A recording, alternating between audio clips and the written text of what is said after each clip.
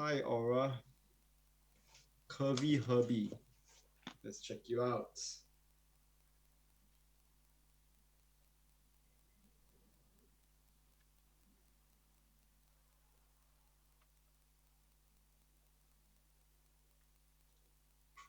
Lovely. Food photographer. Nice. Good stuff. We're getting new people today, new participants. So lovely to have you.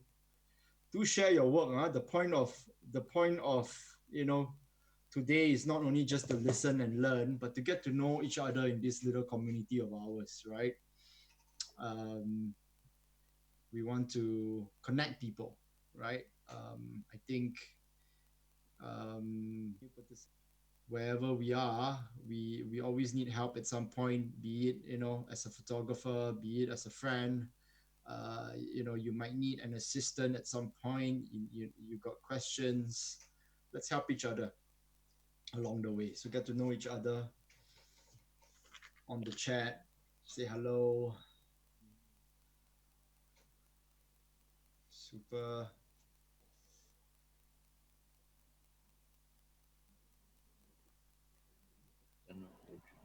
Hi, Michael. Hi, Harriet. Hi, hi. Hello, hello.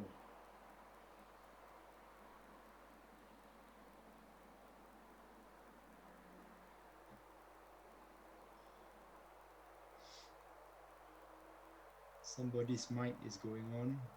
Who is that? Is that you, Andy? Is that your mic? Okay. Is it off already? No. Okay, cool. Yeah, yeah. I think it's Were mine. you It was mine. Yep. were you trying things? Yep, I was. Okay. First couple of times on Zoom, so not very good at this. So Mm-hmm. trying hear the sound and all. Mm-hmm.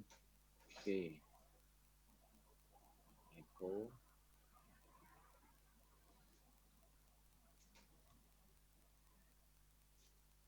No, so far, our sessions, we've been having a very healthy mix of people from all over the region. It's so encouraging to see, our neighbors, and I've made quite a few friends, from Malaysia, from Indonesia. We have people from Philippines, South Africa, UK, Australia, all chiming in. Oh,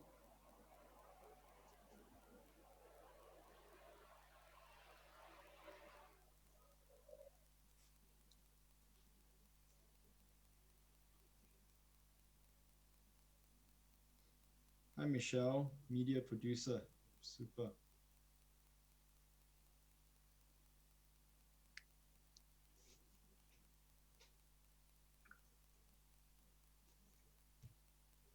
You shoot as well, Michelle.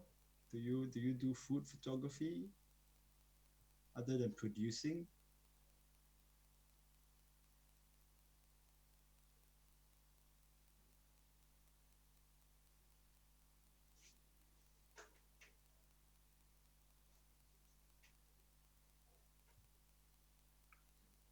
Hi, Dion.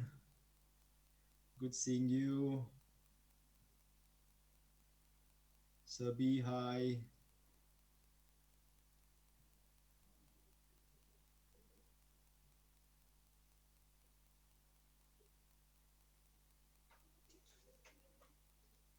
Hello, So Isabel. has everyone had your dinner? suppose so. All set. Ah, It's advised tonight. Or else you'll be running out after this session to grab food.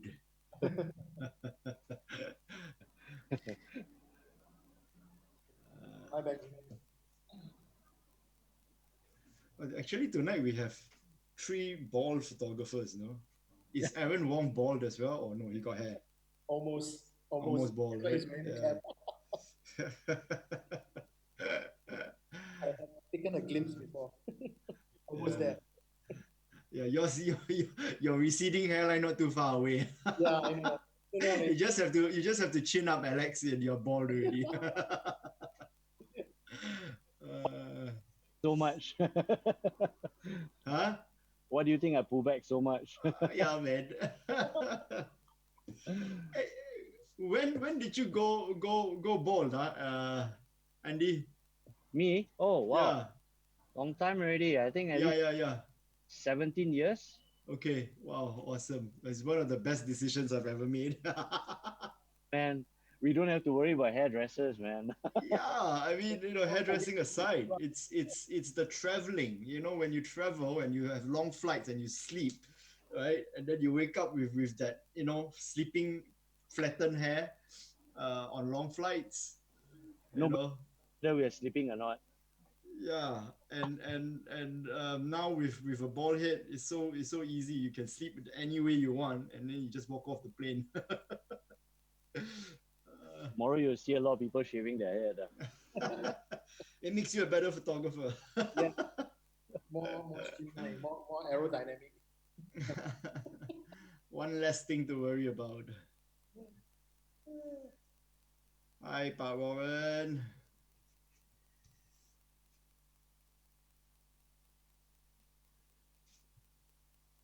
Warren, you have sessions as well, right? In and your Prima sessions, all those are conducted in Bahasa, or is it in English? Bahasa, right? Because I want to join, but I'm like, I might not understand Yeah, everything. I also have English coming from brown Ah, color. okay. Okay. So, but so far it's all been Bahasa, right? You should join in, it's really Yeah. nice. Okay. I will try because I'm afraid I don't understand anything. My Indonesian is not so good. I can speak very basic. I can listen very basic. So I might get lost. But I'll see. I'll see. I'll try one of these days. Cool. There's a nice little crowd forming. We've got 42 people already. That's really, really nice. 2 more minutes and we'll start, okay? So lovely having everybody here. Thank you for your support.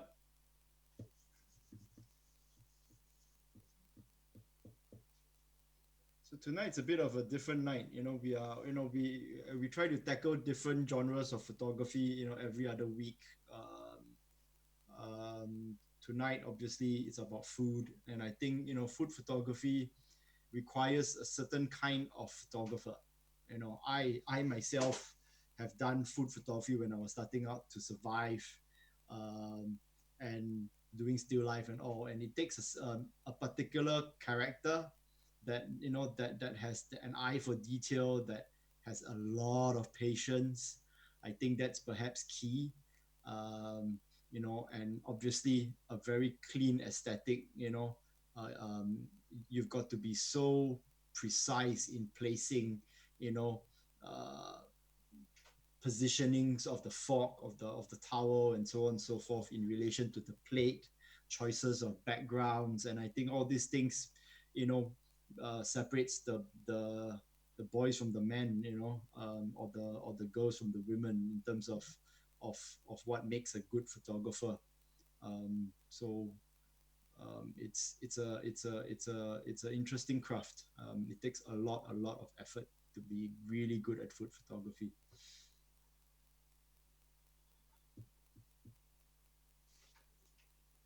And obviously knowledge of food. You've got to know and understand um, how food behaves. Because more often than not, I think, well, I would love to find out later, um, how food's being prepared.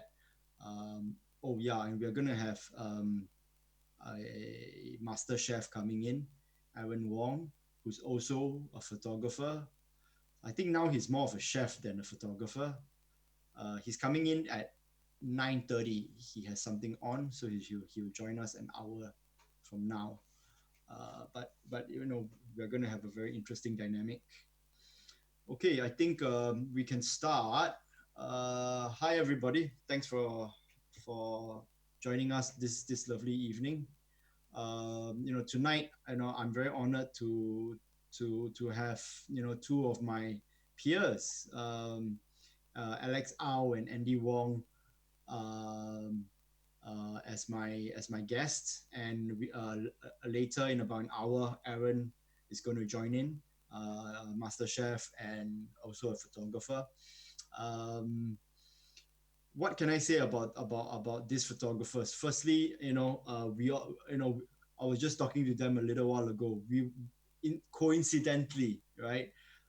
We are all from the same generation. We are about the same age.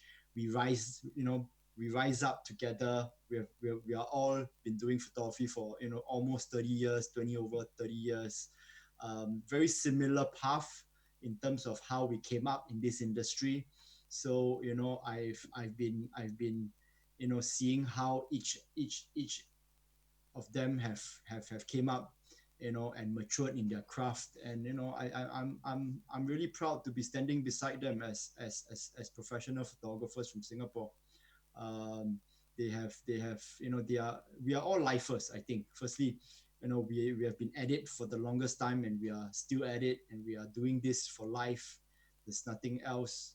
I guess we want more. I think I can speak on their behalf. There's nothing we want more than to be what we are as photographers.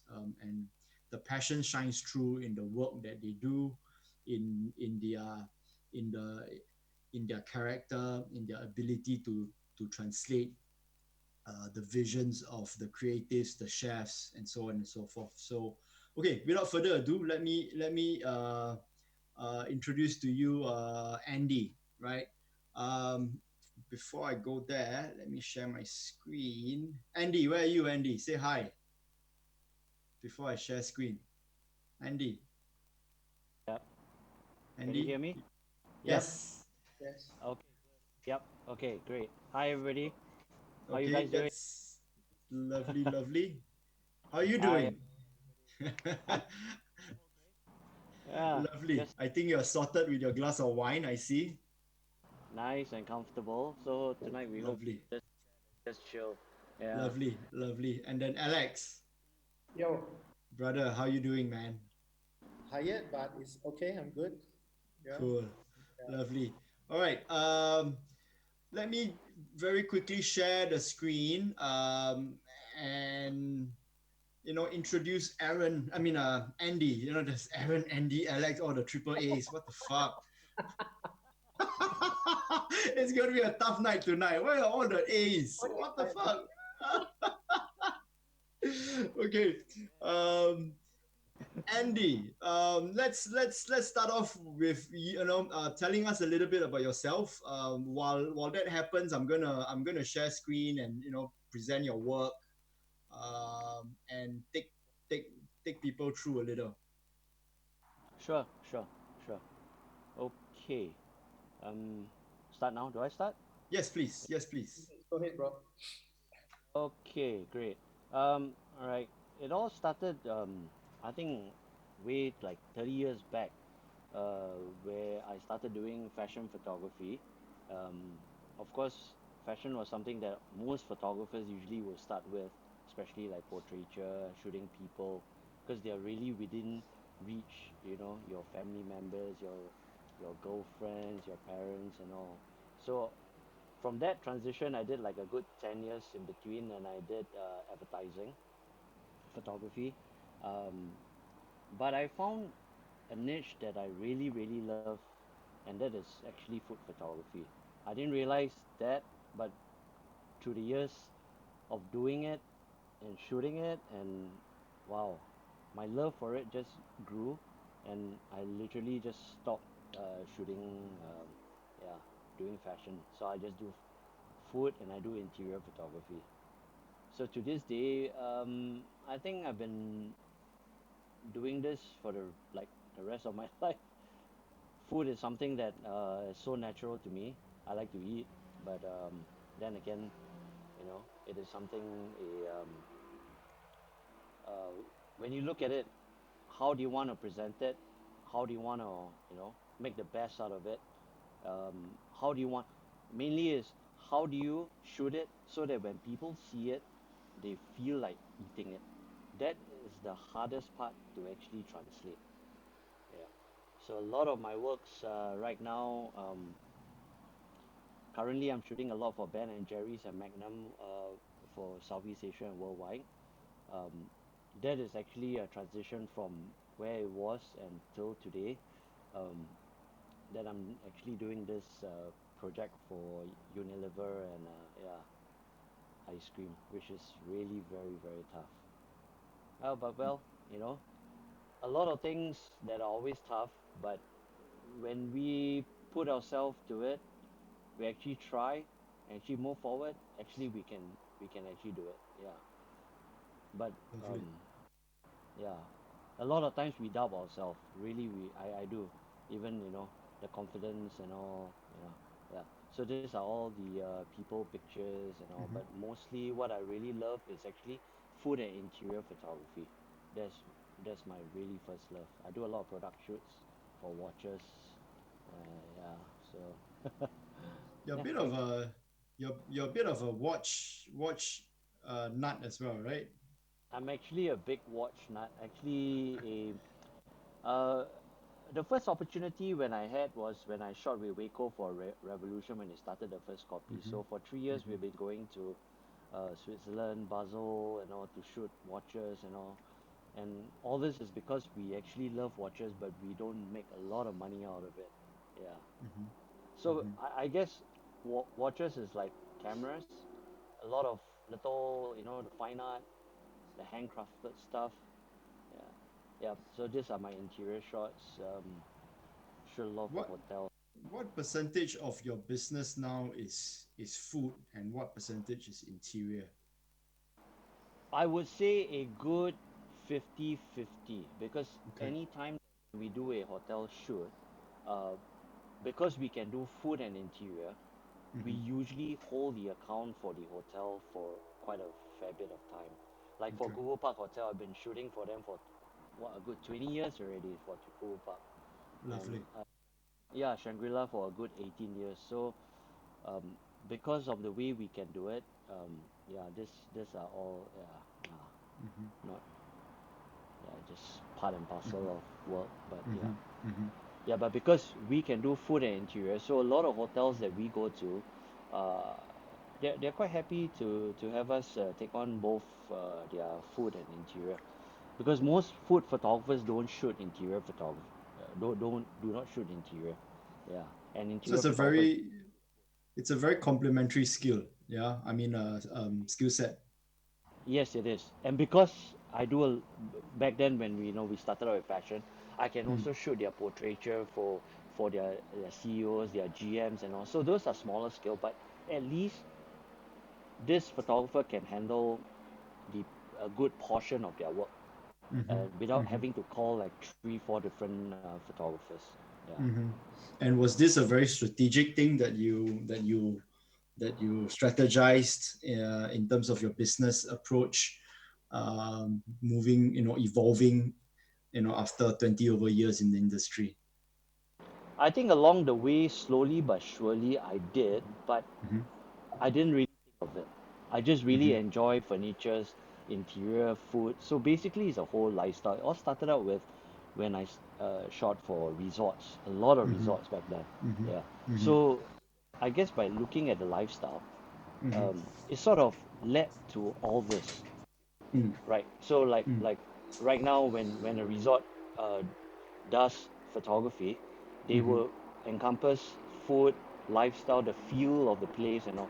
So I guess Hmm. this is where, yeah, it just felt, it was a very natural thing, I suppose. Yeah, Lovely, yeah. lovely. Mm. All right. Now, Alex. Yo, Alex, my brother. Um, Tell us a little bit about your beginnings, and how you got into food photography, and your rise as a photographer. okay. Same thing. I mean, like you guys. I mean, we all know we are all has been like in this industry for the past what good 20, more than 20 over years, 20, 30 years. In fact, between me and Andy, I think Andy, I think you forgot to mention that the good old days when we actually started off as event photographer for Big O magazine. Yeah, that's right. Of course. Yeah. Oh, yeah. And that was how we actually started. And we know each other. So I was thinking about it. I think we have known each other for almost 30 years already. Yeah. All longer. Yeah. All longer. Yeah. Anyway, so I started off as a art student, same like Andy. Andy, you were from LaSalle, and then I was from Bowdin, and then I graduated in graphic design, but I was majoring in photography.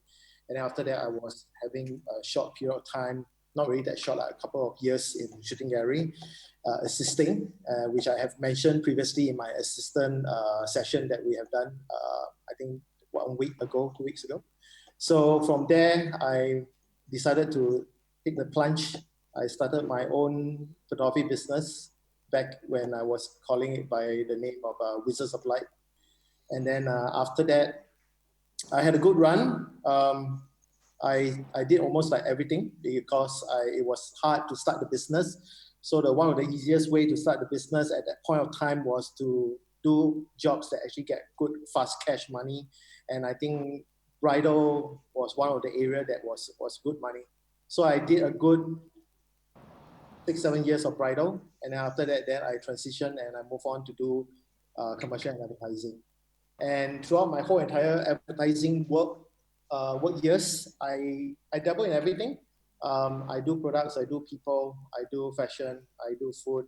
Um, yeah, so that's kind of like how it goes, because I was having different photographers working with me. I have associate photographers, I have full-time assistants, I had a studio manager, I even had my own DI team at that point of time. So yeah, and after that, through the years, I think I would say that fast forward to now, I think I'm kind of like narrowed down to doing things that I actually like and love.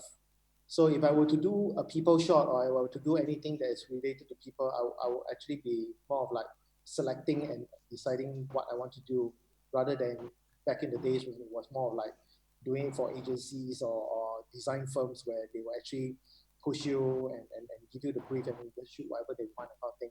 But I'm not complaining about that. It's good. I mean, you learn a lot of things, you go through a lot of experience, you experience different kind of stuff.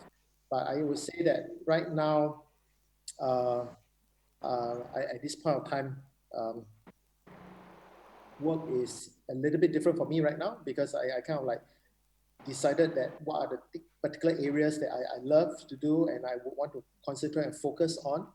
And if you are talking about food, for my area of food, is slightly a little bit different from Andy, because as you can see, Andy's food, interior, and plus his resort stuff and kind of thing is all kind of like blends in together. It's kind of like a whole package deal thing.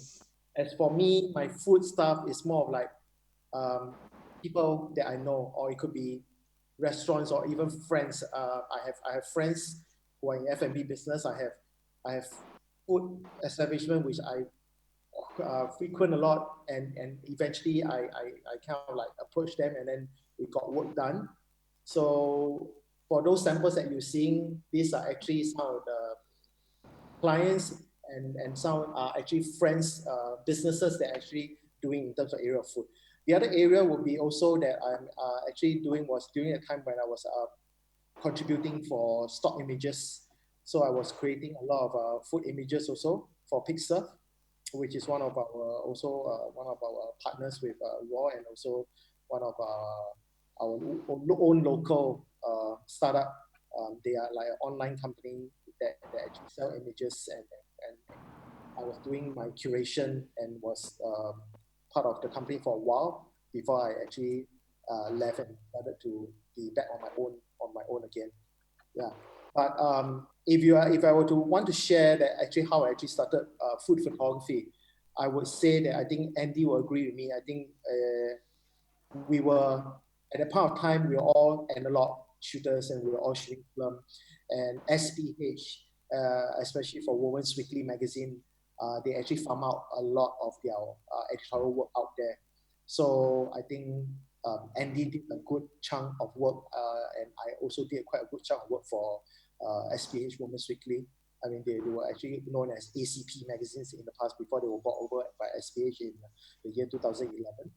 Yeah, but other than that, yeah, I'm just pretty much agree with Andy, and I admit that I'm also a food lover. I love to eat, and why I have that interest in doing food.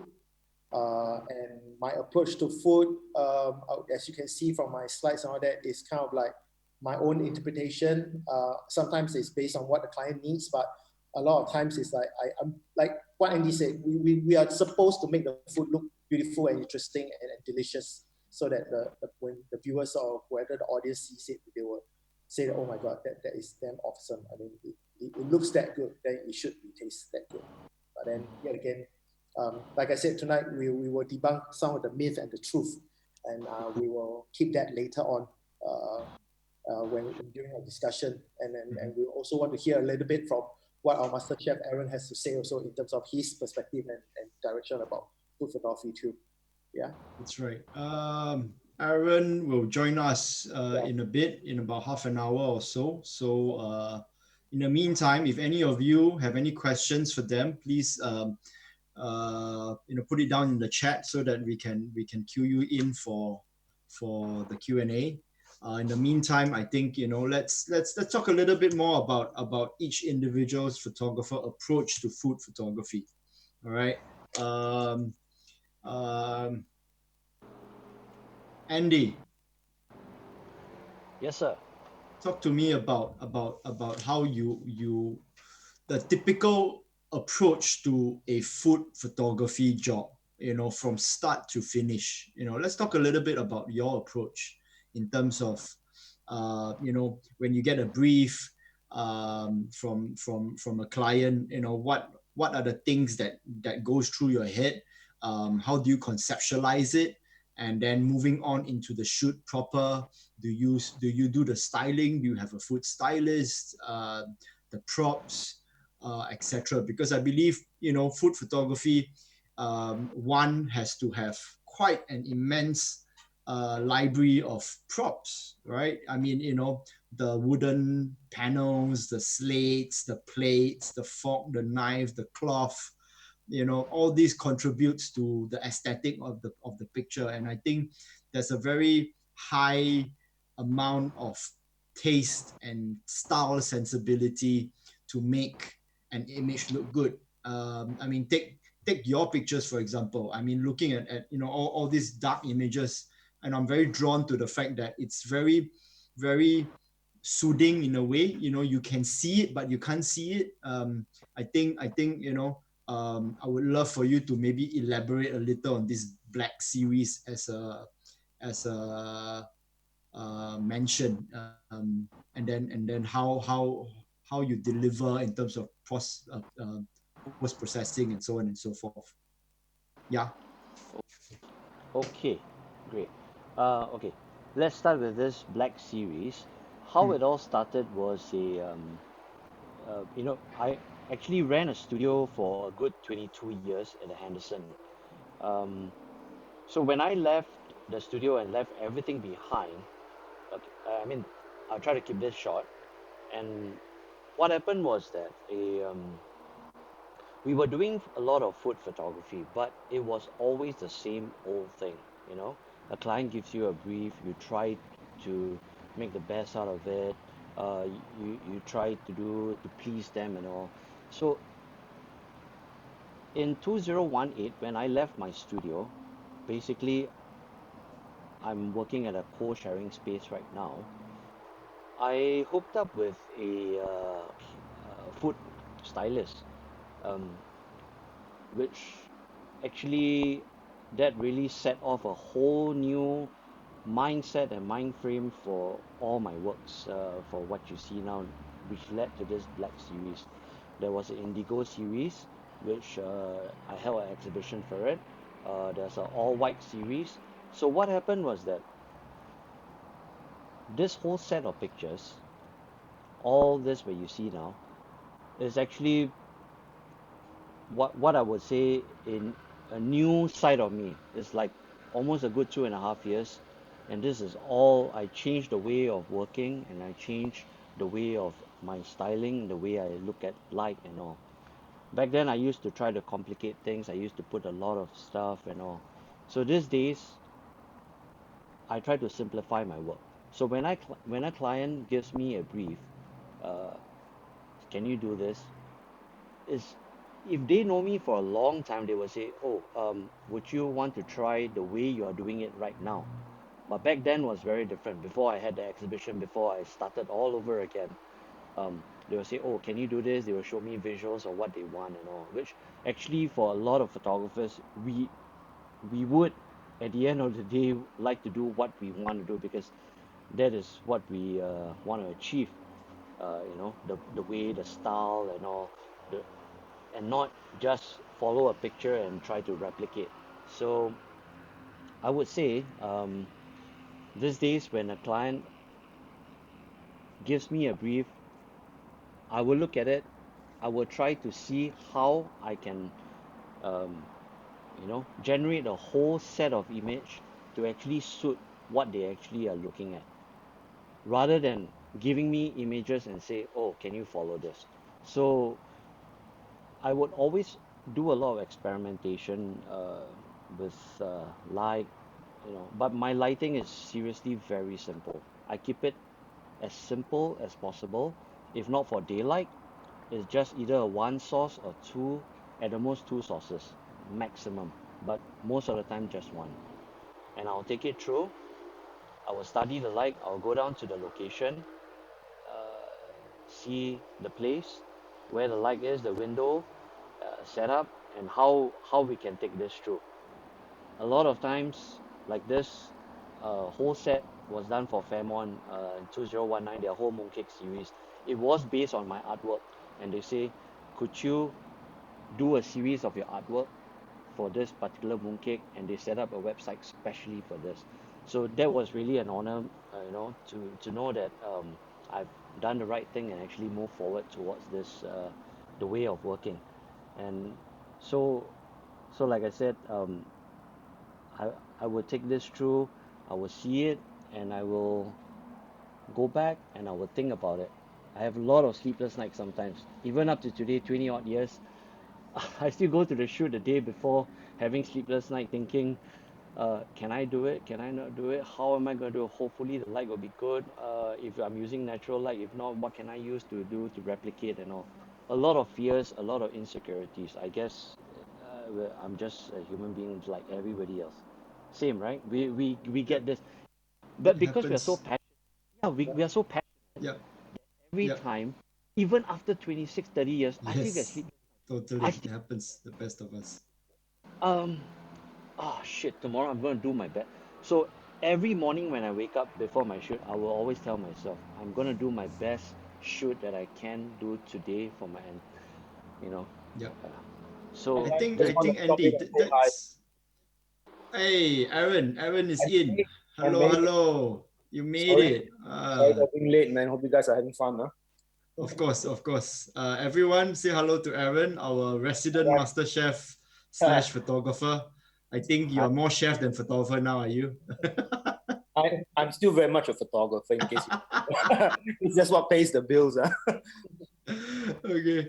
Yeah. Prior to you coming in, I was just telling the boys, that all four of us are from the same era and same generation, You're right, actually. right? Yeah, like How almost how how exactly. fucking cool is that? I mean, Alex is my neighbor, from back in the day.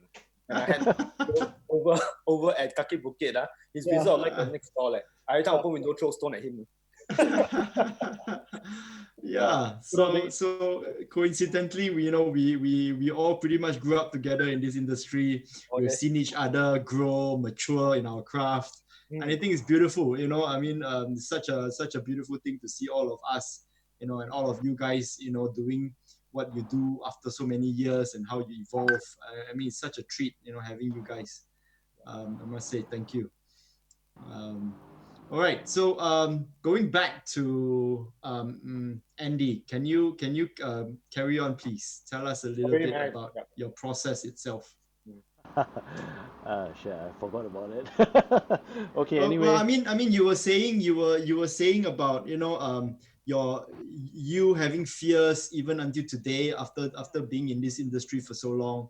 I can attest to that because I too have that fear, and I think that stems from us being perfectionists, us being wanting to be better than we are, and I think because of that spirit, because of that character, we are still in this today. We are still evolving. We are still, grinding it and up against all the younger photographers and everything. There's so many photographers today. So and we are still relevant. That's because we put in a lot of effort. And I applaud you for that. I really do.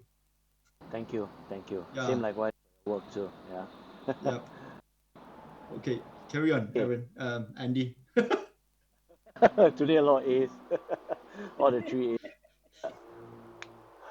So yeah, I guess like likewise. So every day when we do have a shoot, when we get down to business, but all the fears are usually erased away when you're on site because it's like muscle memory. When you go over there, you know what to do exactly. And I always work with stylists, food stylists, good food stylists. It doesn't necessarily have to be the best, but a person that always wants to try, wants to do something different. I don't always feel that the best is always the best because sometimes you do have people wanting to try different ways of doing things, and because the way we should sometimes it just matches, and yeah, it's good. You got trial and error, but of course not at the client's expense. Yeah, I would say so. A lot of times we do a lot of tests, we try, yeah, things like that. Hmm. I love this. I love this look of yours. This very low key, very low light, but dark, but yet you can see details. I think it's very sexy. Um, it's something you do really, really well. And it's funny that, and I'm using that natural light for all this, Mm-hmm. just a Mm-hmm. simple blackboard, whiteboard, and all. Mm-hmm. But it's how Mm-hmm. we see things and how we work with the right people that gives you the right combination Mm-hmm. of results, I would say. Mm-hmm. But also, Mm-hmm. and I will try to use very little DI for my work, mostly color contrast or a lot of color grading, just to push out the colors. But I just try to keep it as natural as possible. If I can sort it there and then on site, I would rather Mm-hmm. do it on site than to do a DI for it because, yeah, of course, the DI can do wonders. I'm not saying that it can't, but as a photographer from doing film base, we always feel that High five. it's In camera, baby.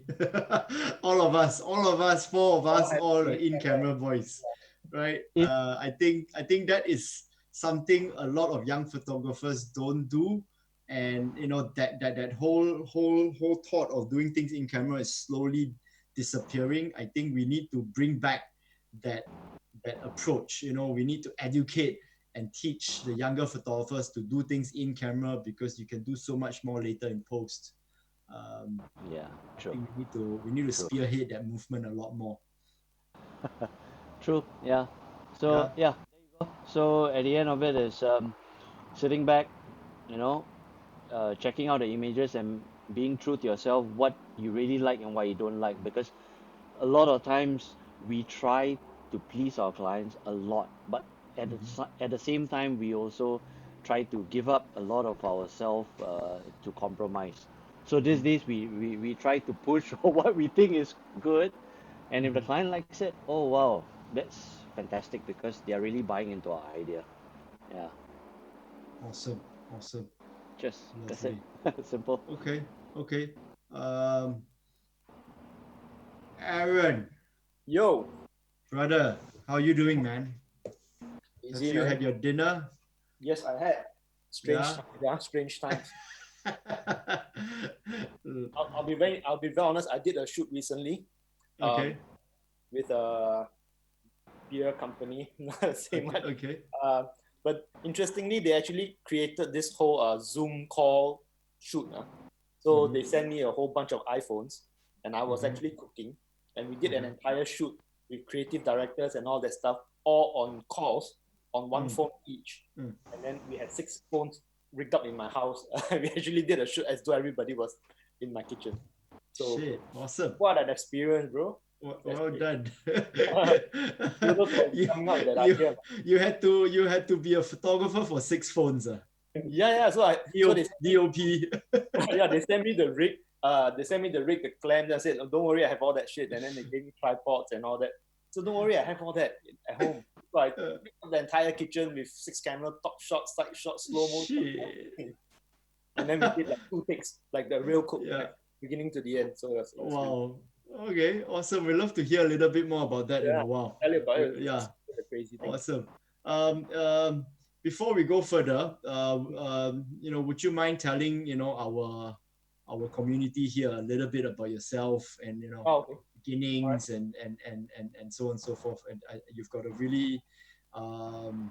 a very interesting repertoire of skill sets, and that has always been my take on you. I think the stuff that you have done and the different skill sets you have makes you a very unique photographer, and I respect you for exactly that. I've had the pleasure of knowing Aaron a couple of years ago, more intimately, when he came to Raw to give to conduct some talks for us, and then a few years back he and I went to Taiwan together to do a shoot together. That was epic. That was epic fun. That was amazing fun. Take it away, Aaron. First of all, I appreciate that intro. So I don't know how much beer I owe you for that, but still okay. You owe me a fucking good meal. All right. Cooked by you. I'll do it. Be careful what you wish for. So anyway, I'm Aaron. So just a long story short, I'm a commercial photographer for the past 23 years already. So first job, 20 years old, paid assignment for a magazine called Juice. I don't know the young kids here will know or not. It's back in the day. And then since then, basically, I worked with a handful of photographers, started my own for a while, and then I was with Hanchu Studios. I don't know, again, the young kids might not know this name, but back in the day, it was a big deal. So I was there for 6 years. And then along the ways, I had my own place again. And then that's where I was actually neighbors with Alex when he was over at Kaki Bukit. So if you hear the stone throwing, it's me from the other side. Okay, now I know it. So those were the days. And then after that, since the past 10 years, I've been running my own.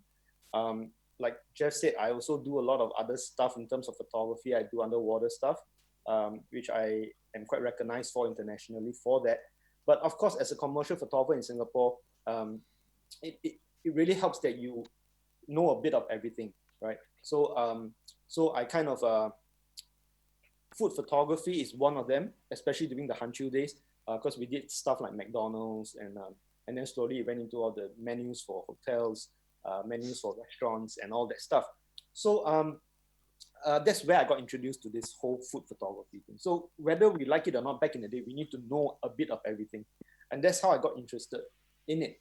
But now my angle for food is a little bit different because 1.5 years ago, I joined MasterChef Singapore and I was in the top 5, the finalist. And since then, I've worked in a lot of kitchen. I've done pop-ups, I've done events. I'm also part of the Tiger Beer Global Ambassador for Food. So I travel around the world cooking for a lot of people. So now I get to look at it from a chef point of view and a photographer's point of view. So, that line kind of blurs a little bit.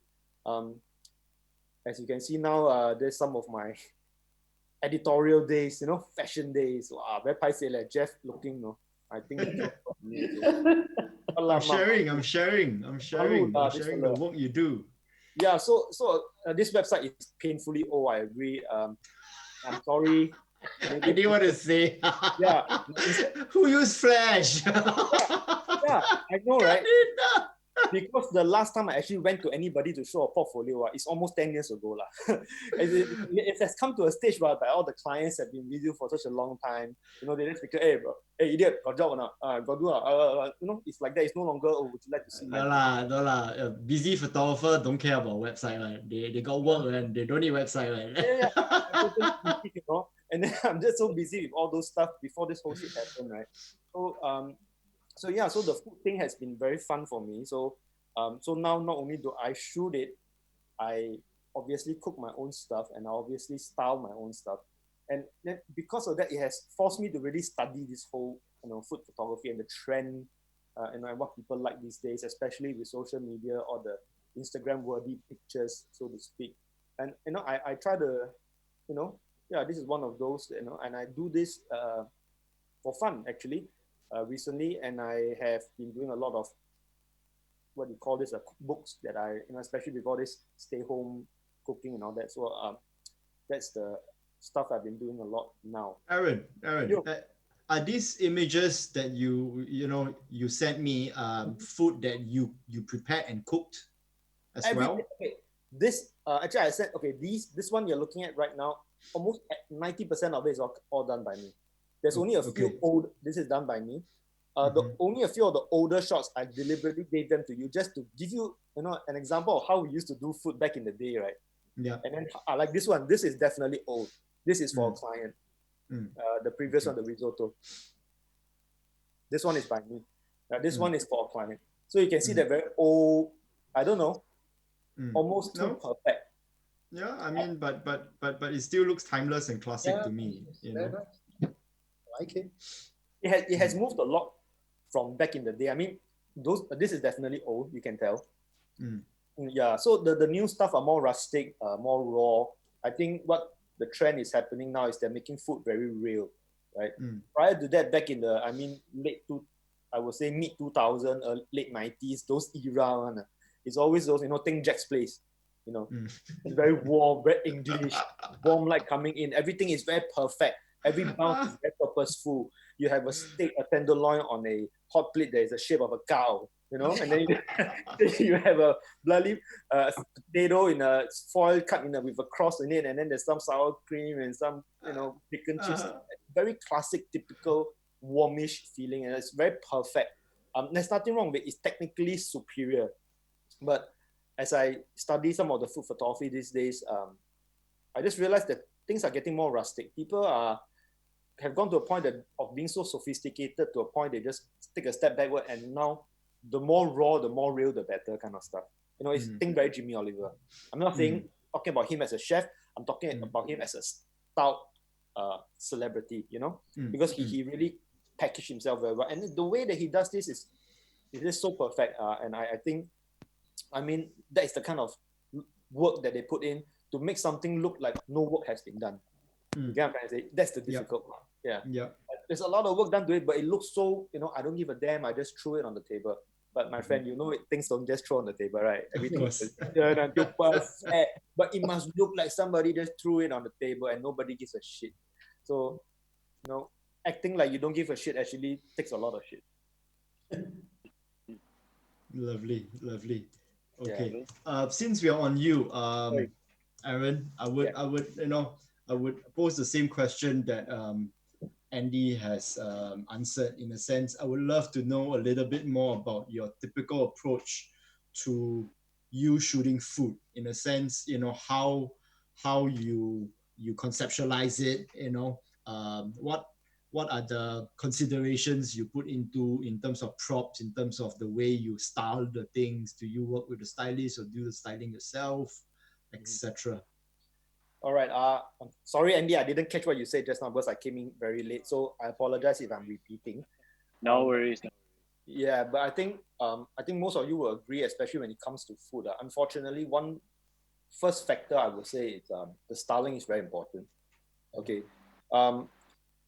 If you have the luxury of working with a good stylist, of course, that is great.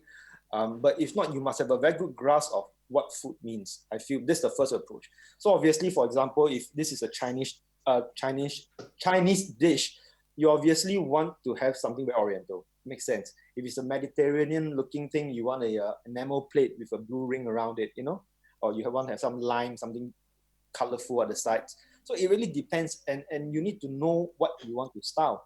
So because in terms of the photography itself, to be very honest, food is a little bit more unforgiving, I feel. Because like, for example, fashion is up to your interpretation, and it could be anything because there's a lot of leeways, there's a lot of creativity, liberty there. But food, everybody's very familiar. It's still, in the end of the day, it still must look like a plate of stuff that you would put in your mouth. Simple as that. So in terms of angle, right off the bat, you are quite limited. Think about it. You shoot food, you either topish or you're a little bit 45, and that you can't make. I mean, on a normal food shoot, you can't make food stand on its own. You can't make food fly in the air unless it's for a certain campaign, but most of the time it's on the plate. So it is a bit limiting. So the first thing I would definitely think about when I approach it is, what is this cuisine? Where did it come from? From there, I will decide the plates that needs to be used. If I have a stylist, that's what I will brief them about. Okay. Most of the time I don't, because again, as the chef, I do my own shoot and my own cook and everything. So I would first, the plating, what is going to be the background? Okay. It is as simple as that. Of course, this is a very far cry from back in the day when we were doing things like McDonald's and all that. And when I say back in the day, I mean the Hello Kitty era. No? So I actually shot the Hello Kitty shit.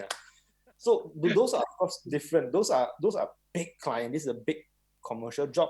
So of course, making the food as perfect as possible, like humanly impossible to make this kind of Big Mac. I mean, let's be honest. When you look at the picture of a Big Mac, there's no chance in hell McDonald's will come up with this when you buy it. It's not going to look like that. We all know that. So, but it's really that kind of level of stuff. But if you're talking about these days, like the stuff that you have been showing on the work that I've sent to you, those are really food that people would want to eat. So my approach is really as simple as possible. I will not overthink it with the amount of lights I need to use. Because like I said, back in the day, with the Hanchu days, right, we like to light it like main light, and then there's a slight kicker, and then there's a small bounce. Then everything need to feel. If there's a potato in the back, please throw one light at the potato, like as if people don't know what potato looks like, like everything is just, then at the back put one cookie, so that there's like strip lights, like the morning's window, morning sun coming in, and it's too fine art for me. It's too clean. So now I just shoot everything, like I think I caught a bit of what Andy said, daylight or just one source of light, because it's what makes it comfortable. We live on a world that by right in nature is one source of light, that's the sun, right? Wow. So we are comfortable with looking at things like that. So I tend to shoot everything I have now with one source of light, and I don't want to complicate it. I will leave the food to do the talking, and I don't want to overemphasize certain things. Okay, if there's going to be a garlic, it's a garlic. You don't have to tell people, look at this garlic. People know what this is. And I think sometimes if you work with clients, especially with restaurants, they want to overemphasize certain things about their ingredients. If let's say this particular dish has a lot of pao yu, abalone, then we gotta prop it up, we're gonna make it look very big. I mean, come on, guys, your viewers are not stupid anymore. We're very sophisticated. So sometimes less is really indeed more. So if they keep that's the struggle, right? I feel, I think Andy might know. Sometimes clients just want to put it in your face. I want to show the big product, but sometimes it makes it look weird when it's too perfect.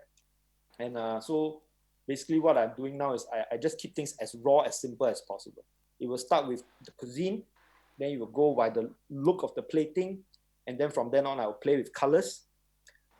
It's either a lot or it is very little, like some of the shots you see. If it's like the laksa risotto that Jeff was showing just now, it is a very red dish. It's got shrimps in it. I think it's the one with the very bluish tinge. I don't know if I can see it. I can't control. Go up some more. This Sorry, one. Down. This one. This is risotto. Yeah, laksa risotto. Like, this one. This one, right? I mean, when you look at this shot, it is just basically the lack of colors around the dish, and it's the dish that pops. Right? It's the same story when you look at, if you go down where the chicken is, there's a roast chicken. Yep, that one. Yeah, it's the same story. So I will play with the colors. I will think of the dishes, the plating, the plate that it's going to sit in. Then I'll think about the colors, and then I'll think about the props, and I'll add things as you go. Lastly, of course, the food literally will come last, because obviously we want the food to look as fresh as we can make it. Yeah, it's quite systematic lah. Mm. Okay. Okay. Lovely. Lovely. Sorry. It's going to be supper tonight. It's going to be. That's what I was saying. You guys will join this talk. I better make sure you eat a lot first before you come. Halfway through, everybody forgets. Okay, Alex. So, If you mind doing your bit in terms of your process, Sure. what's important to you when you Okay. when you approach food photography, etc. All right. So as I mentioned just now earlier on, and then already Andy and Aaron has already kind of like indicated the client's point of view and how thing. I just feel that a lot of times so far what I've been dealing with my side of the job when I'm doing with my clients, and I had mentioned earlier on, they could be my friends who are in F&B business or some of the places that I have been eating, and then I kind of like love it, and then I decided to do something about it. So if let's say we were to talk about, okay, if I were to get a brief from a client on, sometimes the client will just come to you and say, hey, I'm starting a restaurant. I need some pictures for my food and kind of thing. I'll generally want to find out like, what is it going to be used for so that I can know how I'm going to go about doing the pictures for them. Because if it's going to be a menu pictures, it's going to be different from pictures that it's going to be for a special promotional package, or it's going to be a pictures that's just going to be a standalone for digital marketing or for their Instagram, or it's going to be on Facebook. So maybe Jeff, you could just go back to just the last one, and also the hero picture that was being used for this event, the traditional biscuit. Can you just go up? Yeah, this one. So this was actually shot for a friend of mine. He is a owner of a Hainanese traditional biscuit that he runs his own shop with his family and all that. And he came to me and he said, hey, Alex, I need a favor from you. I need you to help me to do this shoot because Scoot magazine has approached them and they wanted to feature them, and they're going to have like a full page ad on the Scoot magazine. I have not had any good pictures all this while. They have been in business for quite a few years already, and they have been always just using their own handphones, or they just shoot themselves, that kind of stuff. So they asked me and say, hey, Alex, just help me out. I need this. So what I did was I went down to the place, I did a recce, I saw the shop. And most of the time for me, when I do food shoots, it's always at the client's place, or if certain shoots is meant to be in a more stylized studio kind of look, then I'll bring the things to the studio or get the client to bring everything to the studio. But if not, it's always on location. And I think pretty much, I think that's the same approach of what Andy has also with his work, also that he has to do it on site. So this was actually done on site.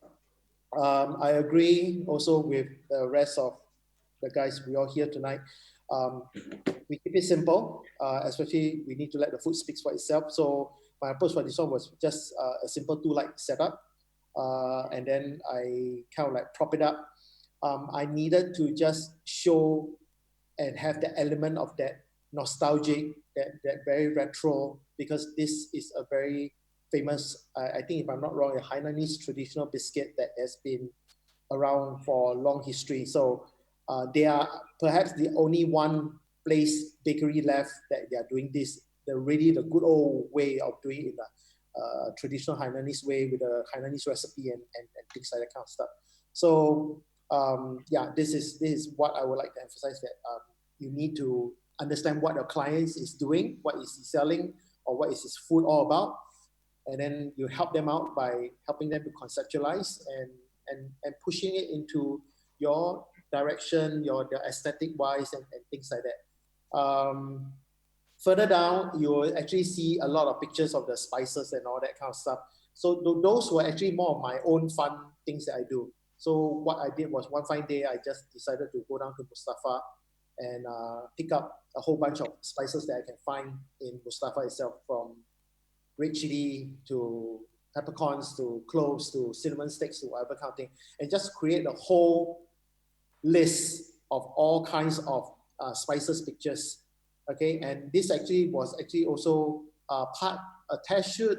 I was experimenting, I was playing around.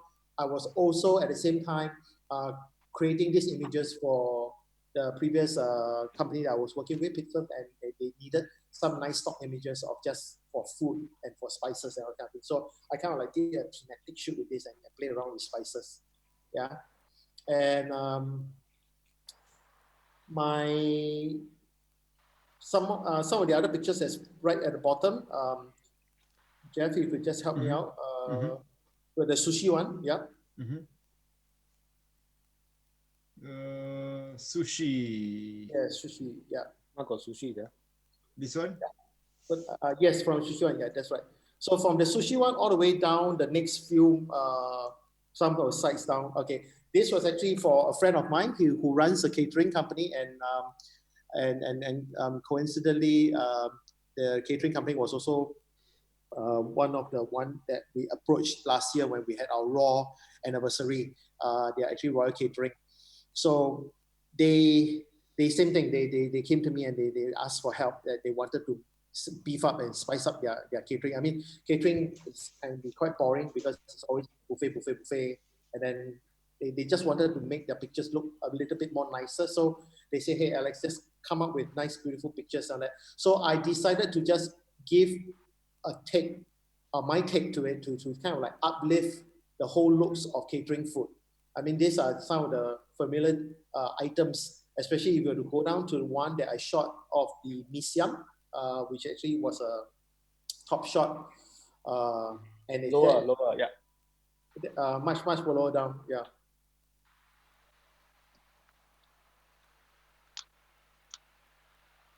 Mm-hmm. Yep. Yep. So this one is for Swee Chun. Yeah. It was, I still remember. Yeah, that's a mee siam. So for the mee siam, I mean, mee siam is one of their hot items because they have a very signature mee siam dish which everyone always will order when corporates, companies, or even their clients will always request. So mee siam can be quite sian if you were to present it in the good old fashioned way. So I decided to play around with texture. I came up with a nice texture board. I layer it with another piece of texture, piece of that cloth thingy thing. And then after I even helped to select the bowl and find the appropriate chopstick. And then with a little bit of styling, working closely with the catering chef, we came up with this nice image of the mee siam, and the boss like it because they say, oh my God, I didn't know that my mee siam looks so nice. I mean, it's a matter of how you actually style the stuff and kind of thing. And then we were to move down a little bit more, the last whole 10 series of pictures, which is, we were to go, this was also for a friend of mine, which she just recently opened a restaurant late last year.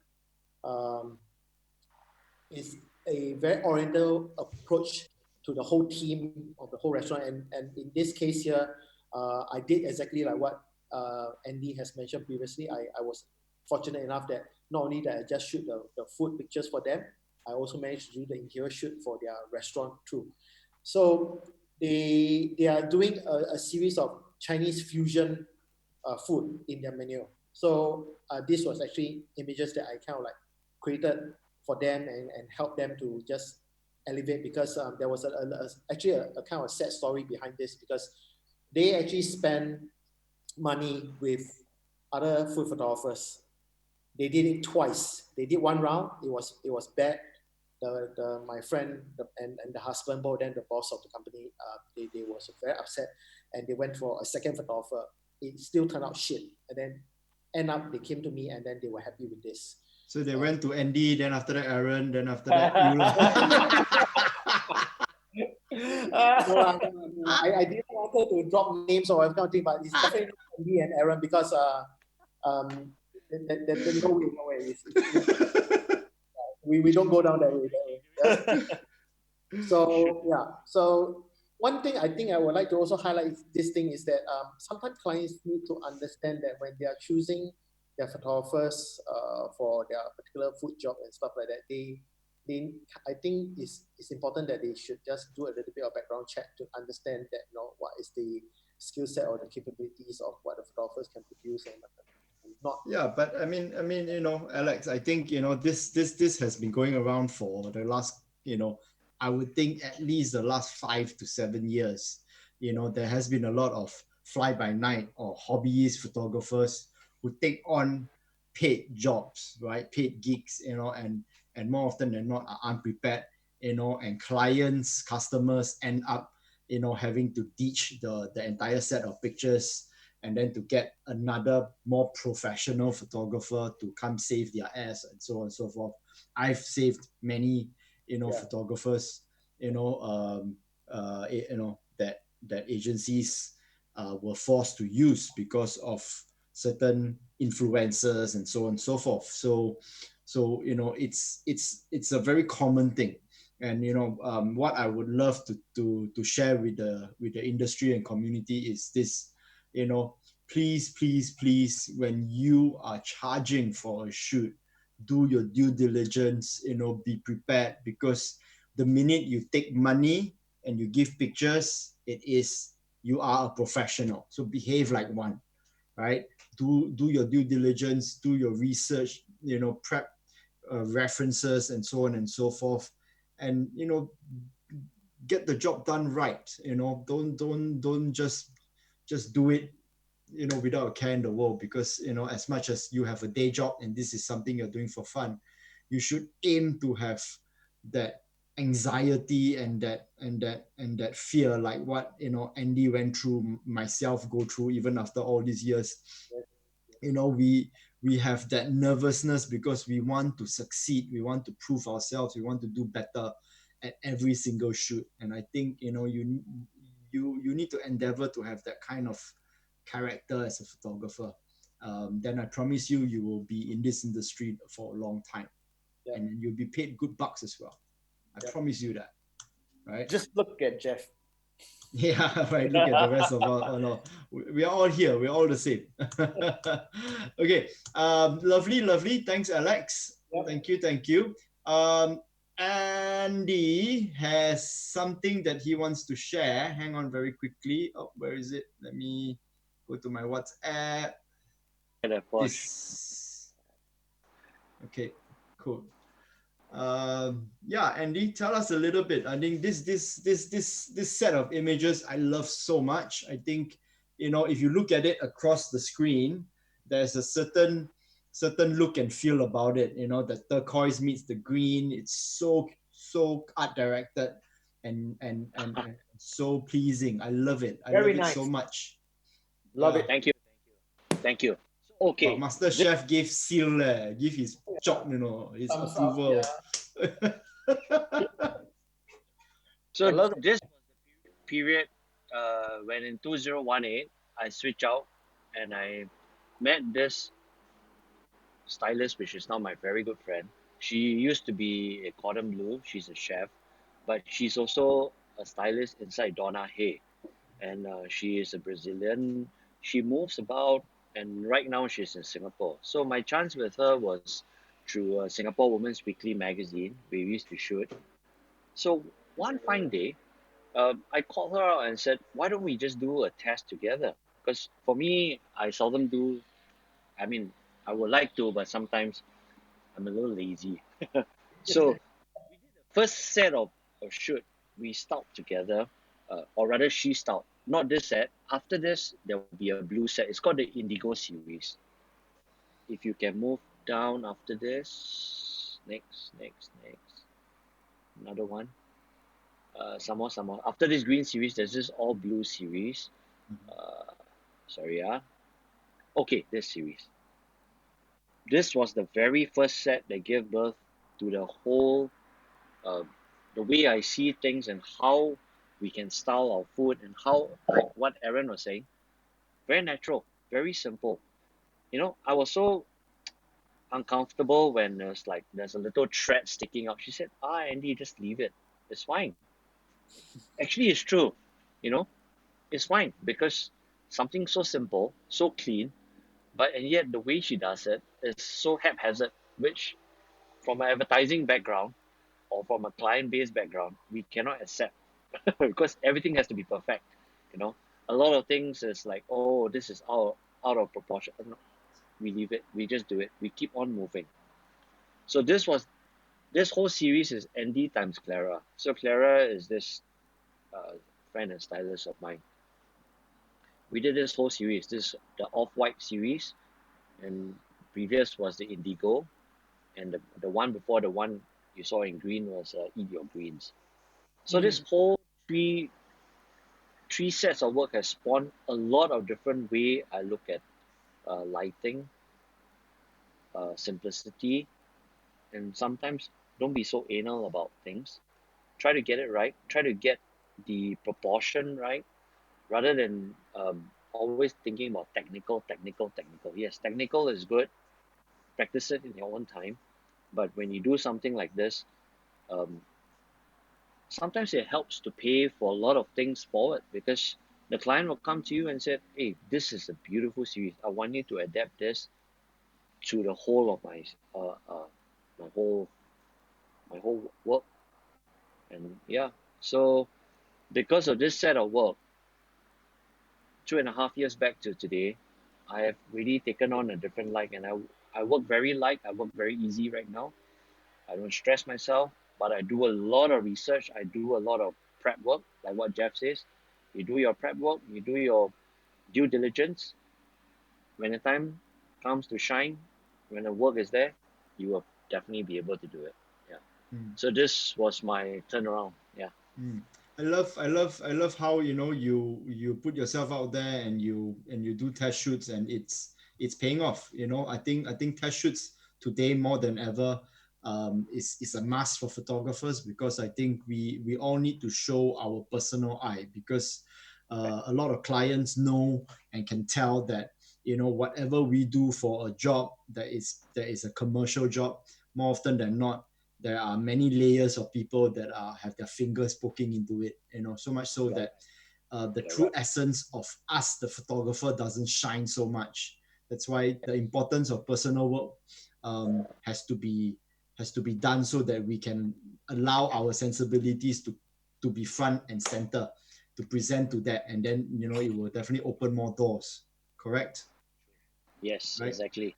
Okay, Andy, Exactly. can you tell us a little bit about the way you light? I mean, from a technical aspect, this indigo, this green, and this white series, they all seem to have very similar lighting, but yet they look very different. Can you tell us a bit more? What kind of Oh, light, how you shot it, the camera you used, etc. the lighting that I use is very simple. It's God given natural light. Mm. Okay, So okay, a lot of this is but all natural. But my big question is, if it's natural light, how do you achieve such consistency? Because obviously the Mother Nature dances around quite a lot, no? So that's exactly where people don't see it. We Mm. go to the place every time during the same period of time to shoot. Mm. There's only a certain number of hours that you can get with this kind of good quality of light. Yes, you can say you can use your DI, you can use your Capture One Pro and all to emulate any and everything. But you're Mm. only given like this 1 hour to do everything. So before then, we plan a lot. How we gonna Mm. do it? Set one, set two, set three, set four, set five, set six. And when I do it a set of six. I never do Mm. more. I never do less. Mm. So out of six or maybe seven, sometimes I'll just pick six, or maybe yeah. So a lot of times we do a lot of prep work by looking at the location. Every time when we see a location, I will have it in my head. Okay, this is the right time. It's like if we cycle or we drive, we take a bus or anything. You always have this set of light that comes in at this certain time of the day. Some days you get it, some days you don't. So we just wait. But of course, like you say, natural light, um, we we at the mercy of the weather. Yeah. So a lot of times we do a lot of trial and error. We go back again and again and again and again. Yeah. Okay, Okay. Some days, but mm, So, oh no, I just wanted to ask. This is in your studio or is on location? no, this is on location. This is at my stylist's house. It's actually a very simple setup, just by Okay. the window. Okay. Just So there's a diffusion there. there is tracing paper. I put a tracing paper right in front. Some days I don't, so it depends on like how harsh is the light, um, you know, the angle, the light, at what time are we using. But of course, if you are going back at the same time, it's usually with or without a tracing paper. But most of the time, I try not to use it. I try to use it as natural as possible. A lot of times, I use judgment as in, okay, how much, should we put a black card? Should we put a white card? Should we put a gray card to throw back the light and all? So by, I don't know, I'm just looking at it, it's sort of like works. So when it works, when I see it as a whole, if it's done, then I say, okay, done. That's it. But isn't it something that is a bit challenging if the weather is shit and you are all prepped and your stylist is prepped and so on and so forth, you know? Isn't it something that you would still shoot and then you pop a light, or you say, okay, let's shoot tomorrow? Okay. So like you say, I understand where this is going, because Mm, if I'm doing a test with a stylist, I have the luxury of going back each and every time exactly. I want, Yeah. right? Yeah. So I did a Magnum shoot recently, right? Mm, So I did a double chocolate and double berries for worldwide. This is also done the same in the same vein, but that is done with a light, because I cannot afford to what if and what how. exactly. But through the years of learning how to light it, I can get away with natural lighting, yet I can learn how to light it with a single light. Yep. Yeah. Yep. So Let like me this, find this let me find that ice cream shop. I saw it just now. yes, you just have to move, keep on moving, keep on moving. This for sandwiches, Duo Park, Duo Park. This one's Yes, correct. So you see, okay. but then again, you can see a natural light versus artificial lighting. No Yep. matter how, if you go to the next shot, it's always the shadow details and how you light it, Yep. and Yep. yeah, right. But Mm, still, you can get away with it. It still looks mm-hmm. natural. It still Yep. looks natural. But of course, you want to Yes. highlight right now. But because, like what you said, um, this is something that we need to prove to the client, because Mm, they are selling the ice cream. I yep. cannot, you know, put the ice cream there and wait for it to come back the next day, because this ice cream are flown in from like some parts of the world, half, Mm-hmm.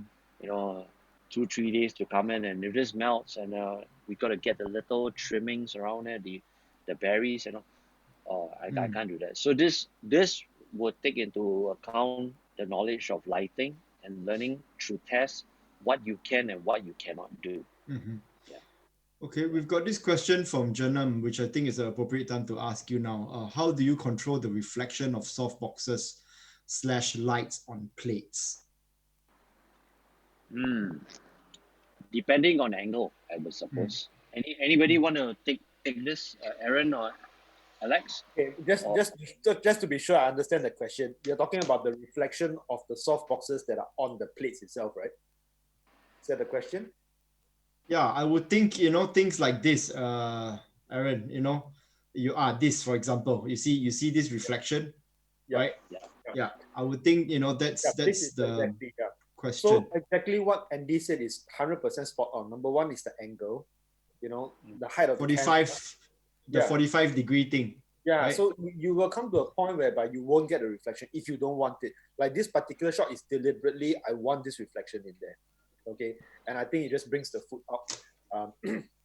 But of course, if you don't want it, you can play around with your angles. That's number one. And if really for some whatever God-given reason it doesn't work, like there's no way you can avoid any form of reflection, then quite literally, don't pick such a glossy plate. I mean, it's a simple way to solve a certain problem. Like this one, like this, you're not, if you are totally anal about this reflection and you don't want to have any of that stuff coming in, check out the spoon and the fork. They are not reflective. Check out the Mm, plate, it's not reflective. So the choice of the stuff that I put into my shots are, so I will think about all this stuff. I mean, if I put a chrome spoon, quite literally, there's no chance in hell you are going to get away with it. It's very difficult, right? You probably mm. have to put some darling spray on There, it. there, there, there, there, there, there. This Yeah, one, then this one. yeah, you see, it's at an angle enough to not reflect. You Mm, see, so you mm. have to think about that. In fact, the spoon, if I remember correctly, is just reflecting the base of the plate. Plate. That's what it is. Mm, So you have to move around, and there's no sure way because every plate is different. But small little things you need to consider is if you are anal about it and you are in a very, especially if you're shooting on location where there's a lot of like ceilings, pipes on top or whatever stuff that you can't control, then avoid reflective stuff for a start. I mean, if you're in the studio, great. I mean, you can build a whole tent around your entire set, but sometimes you're on location, like what Alex is saying, right? Sometimes when you're on location, you have to go there because the kitchen is there, the food is all there. So you have to think about the easier platings that you can use and cutleries that you can use. Yeah, I think, for food photographers, more often than not, I notice a lot of them shooting at restaurants, shooting on location. Very seldom do they shoot in the studio, primarily because the chef has his kitchen, and all his tools and his stoves and everything to cook what he can, as opposed to bringing everything to your studio, which doesn't have that kind of, few $100,000 stoves that they can cook the kind of food, So I think being very efficient as a location photographer to create a studio on location is perhaps one of the skill sets that food photographers need. You all need to be very mindful about what you bring along in terms of bringing enough black materials to block out, that red wall that is, casting a red color hue onto your plates that is 3 meters away to your left. You need to create a tent by using tracing paper and so on and so forth. I think all these are the little things that food photographers often bring along and do to execute their shots. Like I know, for example, Alex has his little bag of everything, right?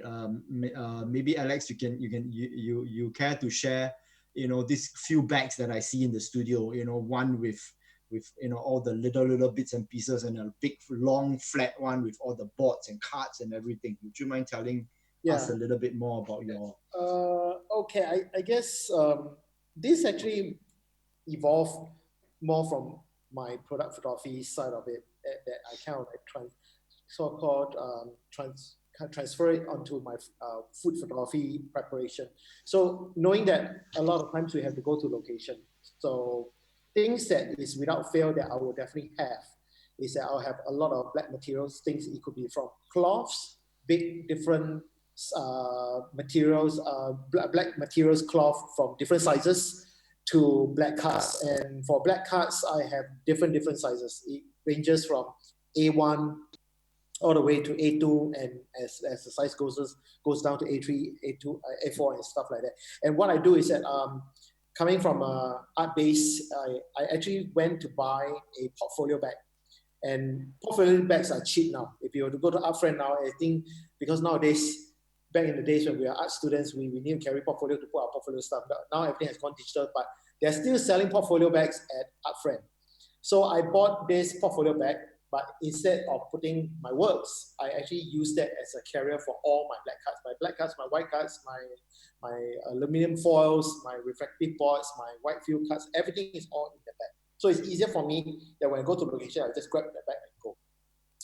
Other than that is that I actually have 2 boxes. Yes, 2 boxes. And inside the 2 boxes are actually all my bits and pieces that I actually use for food photography.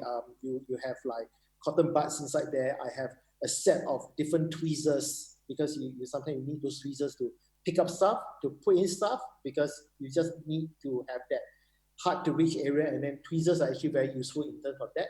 I have a whole bunch of paintbrushes, art paintbrushes, flat paintbrush, bushy ones, not, long different lengths, because those brushes are actually good for me when I'm actually using it to probably sometimes to apply oil. If not, I can actually use that to brush away crumbs or bits and pieces that I do not want to be in the shot, because like we have all agreed, we are all trying to achieve everything in camera. So I rather do that 1-2 second of using a brush and dusting something away than to spend 15 minutes on Photoshop, or I have to get my DI guy to actually remove things like that. Besides that, in my box, I have all the little things like from blue tacks, different kind of acrylic blocks. I have glass beads. All this is actually very useful because sometimes you can actually use that to prop up your food items. I have gloves, and in fact, I kind of think about it. I find kind of coincidence that right now with the COVID-19 thing, the mask and the gloves, all along I actually have that in my boxes, because gloves is because you keep your hands clean, especially if you are working with food that the chef is going to tell you, say that is not meant for shoot, but they probably going to, I mean, they can actually eat it later on with their staff or whatever. I mean, they're not going to serve it to the clients or to customers, but they're not going to waste the food. So with that, then I know that, okay, then whatever I do to the styling, sometimes I need to just do the finishing touches. I'll actually put on a pair of nice surgical rubber gloves, disposable one. I also have face masks in it because especially when you're in close proximity with the food and you're adjusting things, you just want to make sure that you're kind of like keeping it clean so that the food not get disturbed or whatever. Other than that, lots Blue of tack. wet wipes, Blue tack. blue tags, lighter fluids. Lighter fluid is very good. Sometimes plates are not that clean, even though it's from the restaurant. You just need to clean the plates one more time, things like that kind of stuff. So it's all these kind of things and next. I can actually share the whole bunch of things in I don't know. Probably we can share. I'll share in our Facebook post or in our other social media when you guys are interested, or you guys can Lovely. get privately, and then I can share. Thank you. We have a question from Mary Ann. Any of you can answer this from Facebook. How much influence does a food stylist have on the shot? Aaron. It depends on the whole gist of the shoot, right? Because ultimately, I think the photographer should have the final say of how they want this to go. But the direction is obviously set by the client. For example, if you have an agency, if you're talking about a proper commercial shoot, right? So obviously the client, the agency, the creatives has already set a course, how you want to go. Usually you wouldn't have a problem because the food stylist's main job is to make whatever is put on that table look good. Yeah. Right? As per the brief. So I think you need to work hand in hand with them. Ideally, you don't clash too much. But if it comes to it, I would say the photographer still should have the say of what they want certain things to be and how they should look like, because they have been briefed by the clients.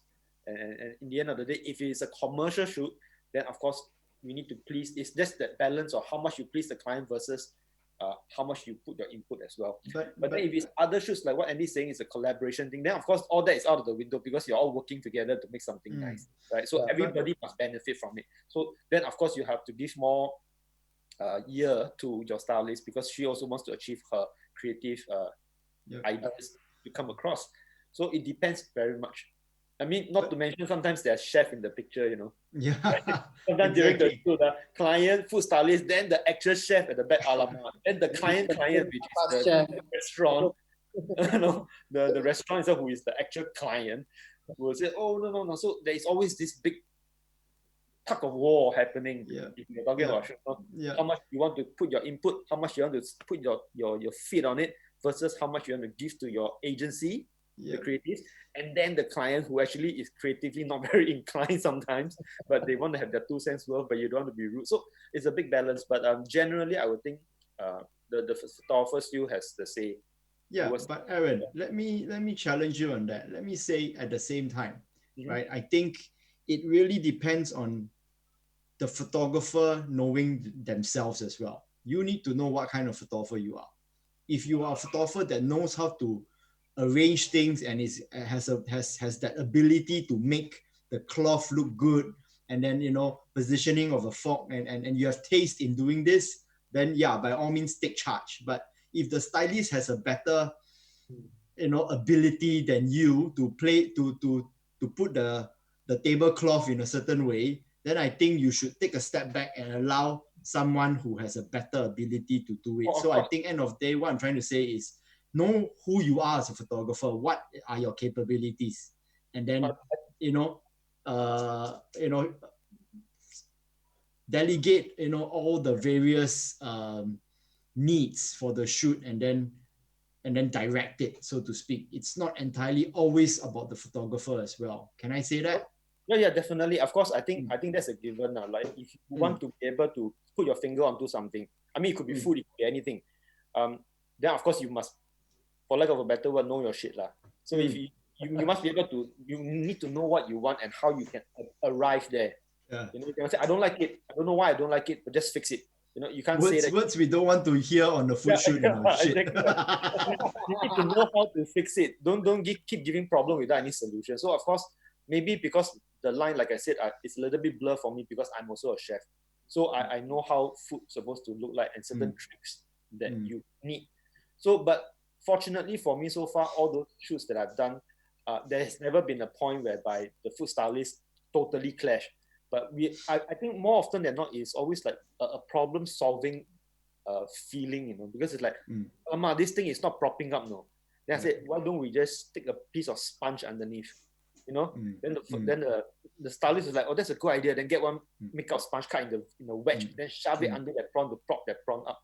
Then I said, like, I need it a bit more burnt. Then we have all the small little burners, right? It's not a torch, it's not the big. They have the small little welding one that is pinpoint. That's just torch this, like, oh no, that kind of stuff. And then the glazing. Then she might use glaze. I might say, maybe we use some cornstarch with oil, and then it stays really like a coating or jelly around versus just pouring oil, or that kind of stuff. So, and you must, but what Jeff says is completely true. You must know your shit a little bit before you want to put your finger onto anything as well. And I say that maybe because, again, that line is a bit blur for me because I cook a lot myself. So I know how it should be done. Yeah. But ultimately, luckily for me, so far I have not had any issue. In fact, it has always been a very fun thing. Cool. Andy. Andy. Yes. Your take on that? My take on that. Of course, it depends on, like, if you are awarded a job and you need to produce a set of work, you need to find a stylist to be able to complement your style to produce that set of work. So you have Western, you have Asian, you have a bit more freestyle. So it depends on the kind of situation that you're in. I won't say who is right, who's wrong, or who needs to take charge. But I guess it will be easier if we sometimes, as a photographer, also listen and let our short of a better word, sometimes we do have this little ego. Oh, we know better than you and all. But then, of course, sometimes a food stylist also will come in and say, oh, this will be better. What I usually would do is I would always do 2 takes. One my style, one her style, or his style. And we'll see. And I'm sure we know if we are very visual graphic people, we will know what is right, what is wrong, what will work and what will not work. So I would say, who would have the last say? It depends on the type of shoot. It's a 50-50 thing. Yeah. Sure. Yeah. But how about for the benefit of the people here who don't have the luxury of having a food stylist, right? And now, does that responsibility then fall on you, the photographer? I mean, you're a photographer, right? I mean, Aaron aside, Alex and Andy, you are just photographers. You don't really cook that well. No, we don't. Yeah. Yeah. So and do you then, what are the things that you do? Because I want to try to help the majority of photographers who are not as, fortunate to have food stylists on set, for example, right? What would be the advice or tips that you can give them, for example? Maybe the client's side. I mean, maybe the chef that whose food you are shooting for. Mm-hmm. I mean, surely I suppose there must be some, like if you're shooting for a restaurant, or like Alex's case, right, the French restaurant. then maybe the chef needs to help out a little bit lah. Because They will I mean, need to step up lah. Yeah, his of food is course. his food. Yeah, So I think maybe your job is just to fluff it up. You know what I mean? Like yeah, the job of photographer to elevate it. But the base canvas must come from the chef, creator of that dish. I think for a start. Right. okay. Right. Yeah, I think that's Aaron. You're right. So it depends, you know. Sometimes it depends on whether is it a paid shoot or is it editorial or is it just a test. Of course, like you say, Jeff, if it's a test, then of course it's both sides. 50-50, we both have our input. And if it's advertising, it depends. The client comes to you directly or through the food stylist and they recommend a food photographer. So it depends on how the route Yeah, is. right. Mostly for me, when I shoot for hotels and all, I work directly with the chefs because, as you know, some hotels do have the budget, but mostly if you are shooting very constantly for them, they can't afford a stylist. Every other shoot is very expensive. Yeah. It costs a lot of money. So a Yeah. lot of time we also have to step up to replace to say, okay, we need to do this, we need to do that, and all. Um, but I would say at the end of the day, it would be a good collaboration to say that when a photographer has a certain idea of what they want and they hire a certain food stylist, then I guess that will be like what Aaron said, you know, a food photographer would have to have that particular say first to get into the end of the results. Yeah. I mean, then my question would be also, for example, right? Who then decides what background, what cloth, what bowl, what fork, what spoon to use? Is that a photographer's thing or is that a food stylist thing? Does the food stylist give you everything lock stock, place it there, and then you light and you shoot? Or you know what I'm trying to say? I think that one is usually like okay, two scenarios lah. If you have a stylist and it's a proper shoot, that starting is usually the stylist would have brought certain amount of props, backgrounds, whatever, based on the brief. And then usually what happens is on the day of the shoot, most of the time it would have been approved. Like if it's a really proper job, you know, the plates would have been approved, whatever, everything is approved. But if not, if it's a bit more relaxed, what happens is usually when you get to the studio, I'm sure Andy will know, they throw out all the plates. Okay, boys, here's all the stuff we have, and all shit ton of background, and all the cloth, and all the fork and cutleries. So let's pick. So then it usually ends up to be a very a collaborative process. Like, you know, the clients will see, the client's client will see, you know, the photographer would say, and then of course the stylist or the chefs if they are there. But I think Jeff's question that came from Facebook was, you know, what about the rest of the guys who don't have a food stylist or the luxury of all that? Yep. I think for a start, right, you need to have a good understanding or good grasp of what constitute to a nice image.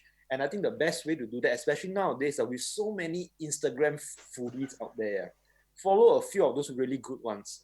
Okay, like, you know, the kind of color plating that they use, how they plate, the color scheme that they play with. Like, for example, I'll be honest with you, just by looking at Andy's work today, gave me a lot of ideas. Like, wow, just the brilliant play of colors. You know, basically, if you look at those pictures that Andy was showing that series, it is not really edible food. It's not a dish, just per se. It's just a series of ingredients, but the play on it is entirely on colors. That's it.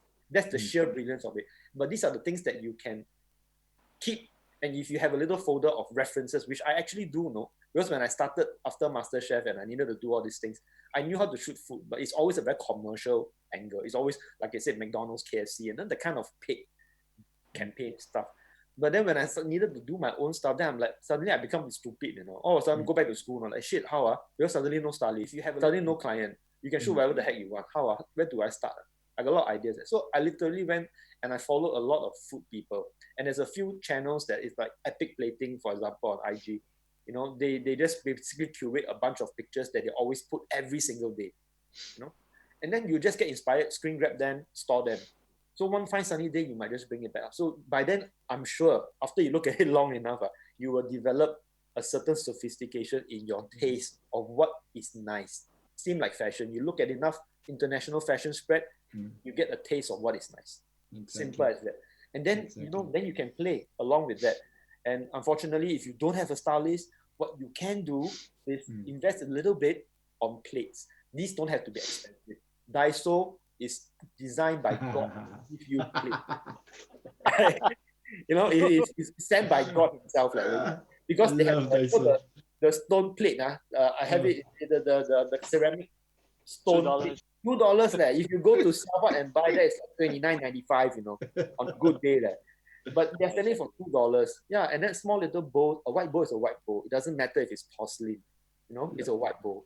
So get a bunch of all these, one bowl is $2, or if you see some sale, or some, you go to a yard sale, you see some old, which a lot of my pictures, you see my fork and spoon are very, very old. I picked them up in Australia out of a vintage shop. They sold it for like fucking $1, I don't know. And it's just so, there's all the patina, it's got all the aging in it. So I just bought it. I'll just keep them. I mean, they don't take up space. And the good thing about food is the saving grace, like what Jeff is saying. Well, what if there's a red war? Because Jeff, you are shooting fashion, people or campaigns. Things are big. The saving grace for food is they're usually quite small. Think about it, the studio has gone from a human size to into this small little thing. So a lot of things is actually worth investing, like backgrounds.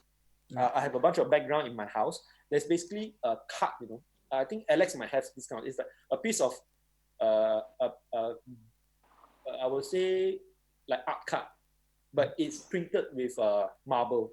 Like you see all the pictures that you, Jeff was showing just now, none of them are real. I'll be honest. I don't have a slab of marble sitting around at home. I don't have wood sitting at home or concrete slab. Those are all printed. So these are all very small investment that I think a starting food photographer can buy.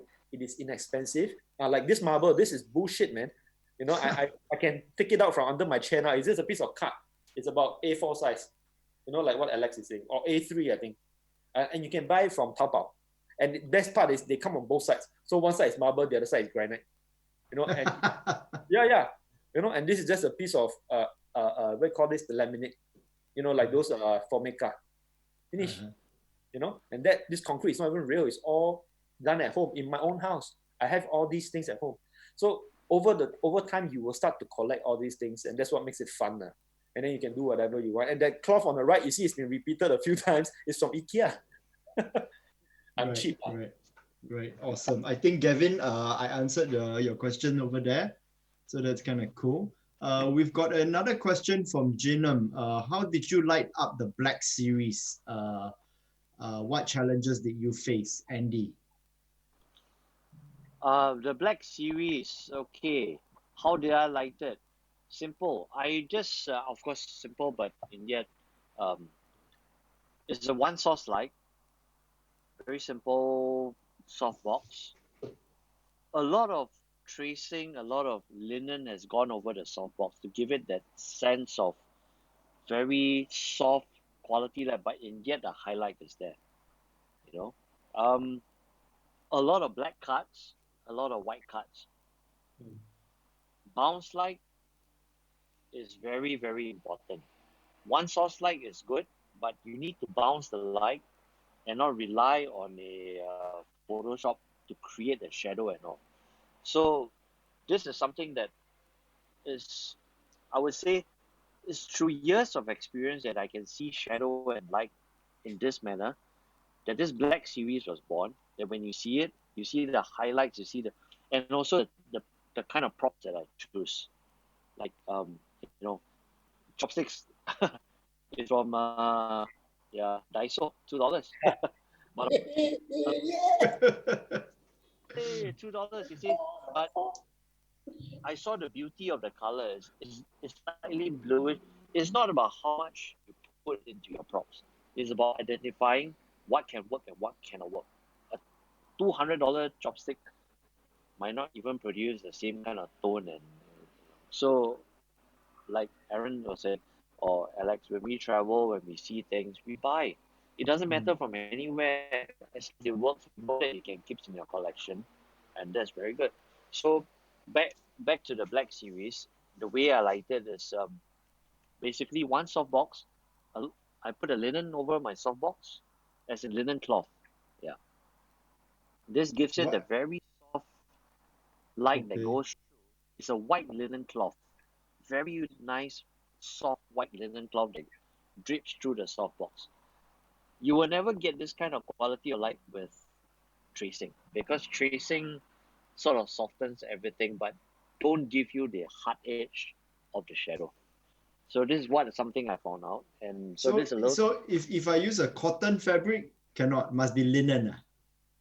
I use a linen because if you notice, the way linen and cotton is weaved is totally different, Okay. right? Yeah. Okay. So a linen is like has this little checker. Wow. Yeah, Okay. Get this is idea. Get Oh, my mind blown. No.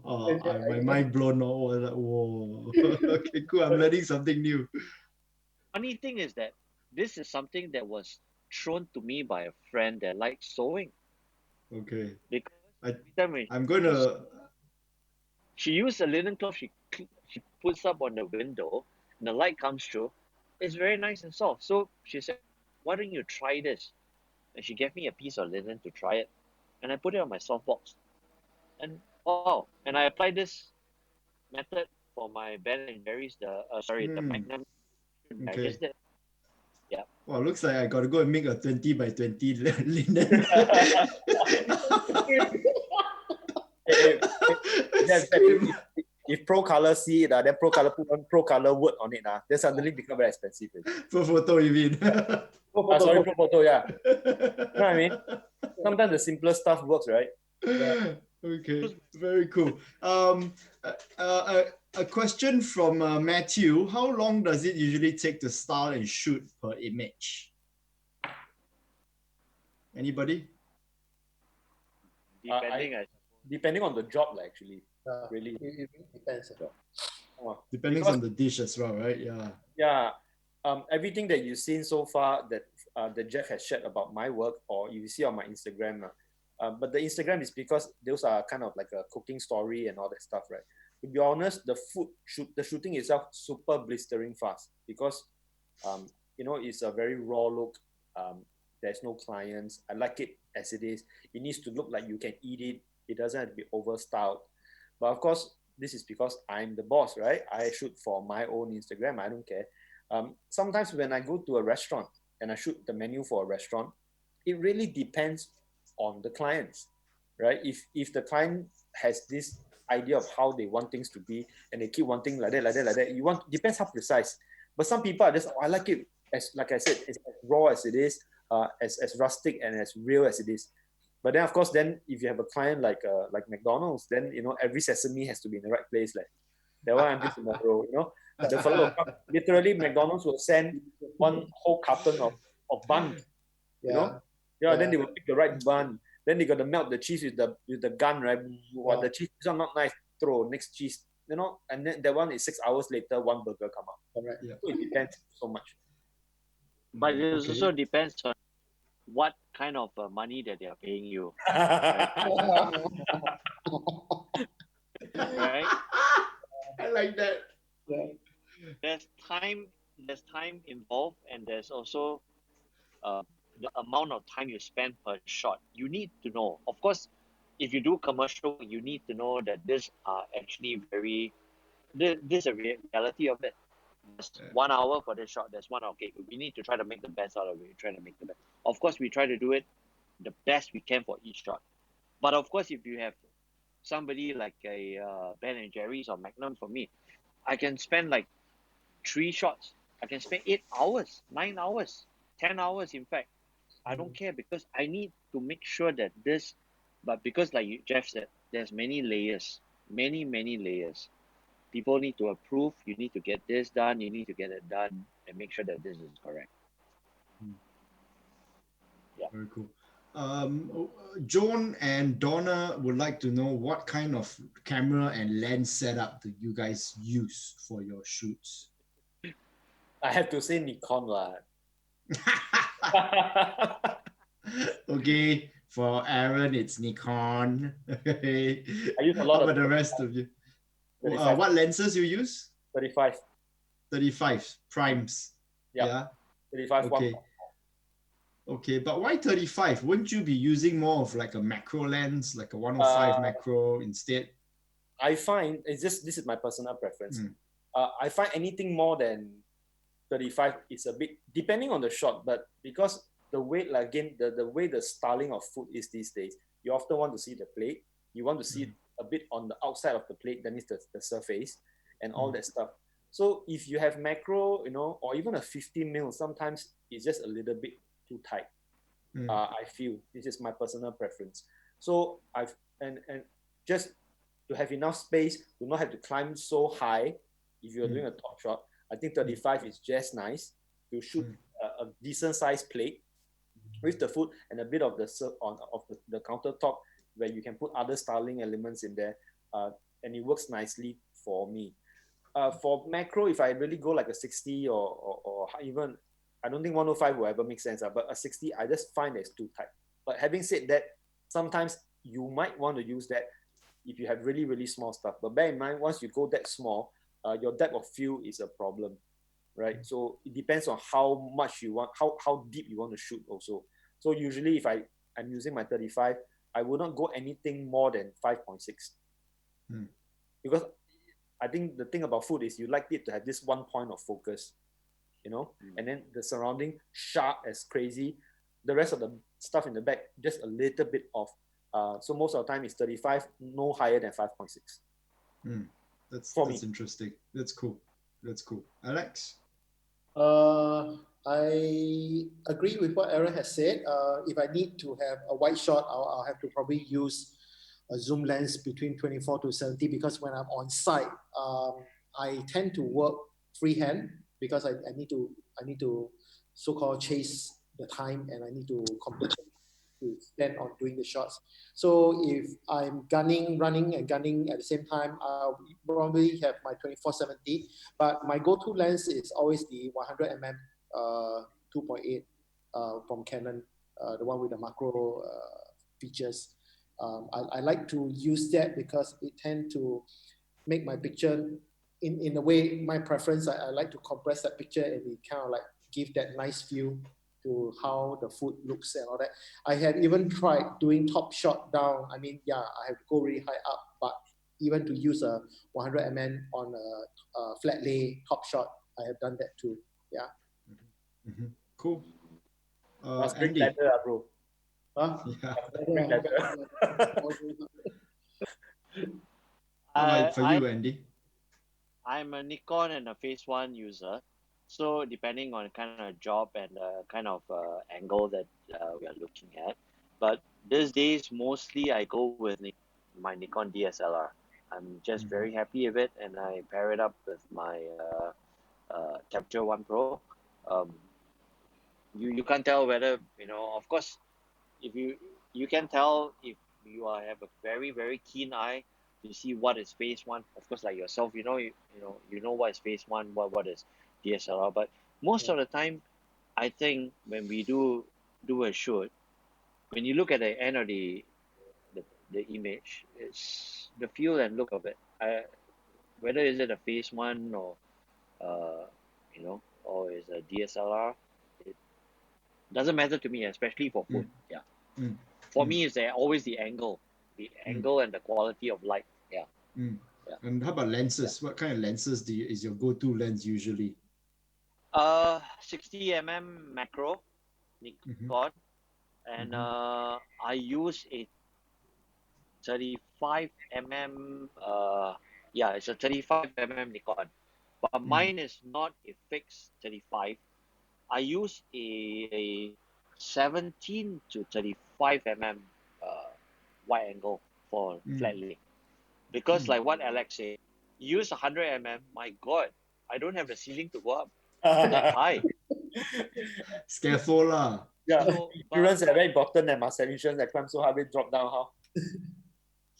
I mean, if clients are paying you so much, go and get a scaffolding lah, make it look like wow, very very torchong, you know what I mean? That's good. So I mean, that would be good. So my 17 to 35 2.8 lens, like I usually shoot at like about f10 like that to try to get it about, especially if it's a top shot. But using a wide angle lens has its cons as well. A lot of things get, the perspective gets thrown out. So you need to try is actually more You're breaking up, Andy. little. Yeah. Can you hear me? No, Yeah. you're breaking up a little. Not quite badly. Sorry. Okay. Can you hear me? Okay.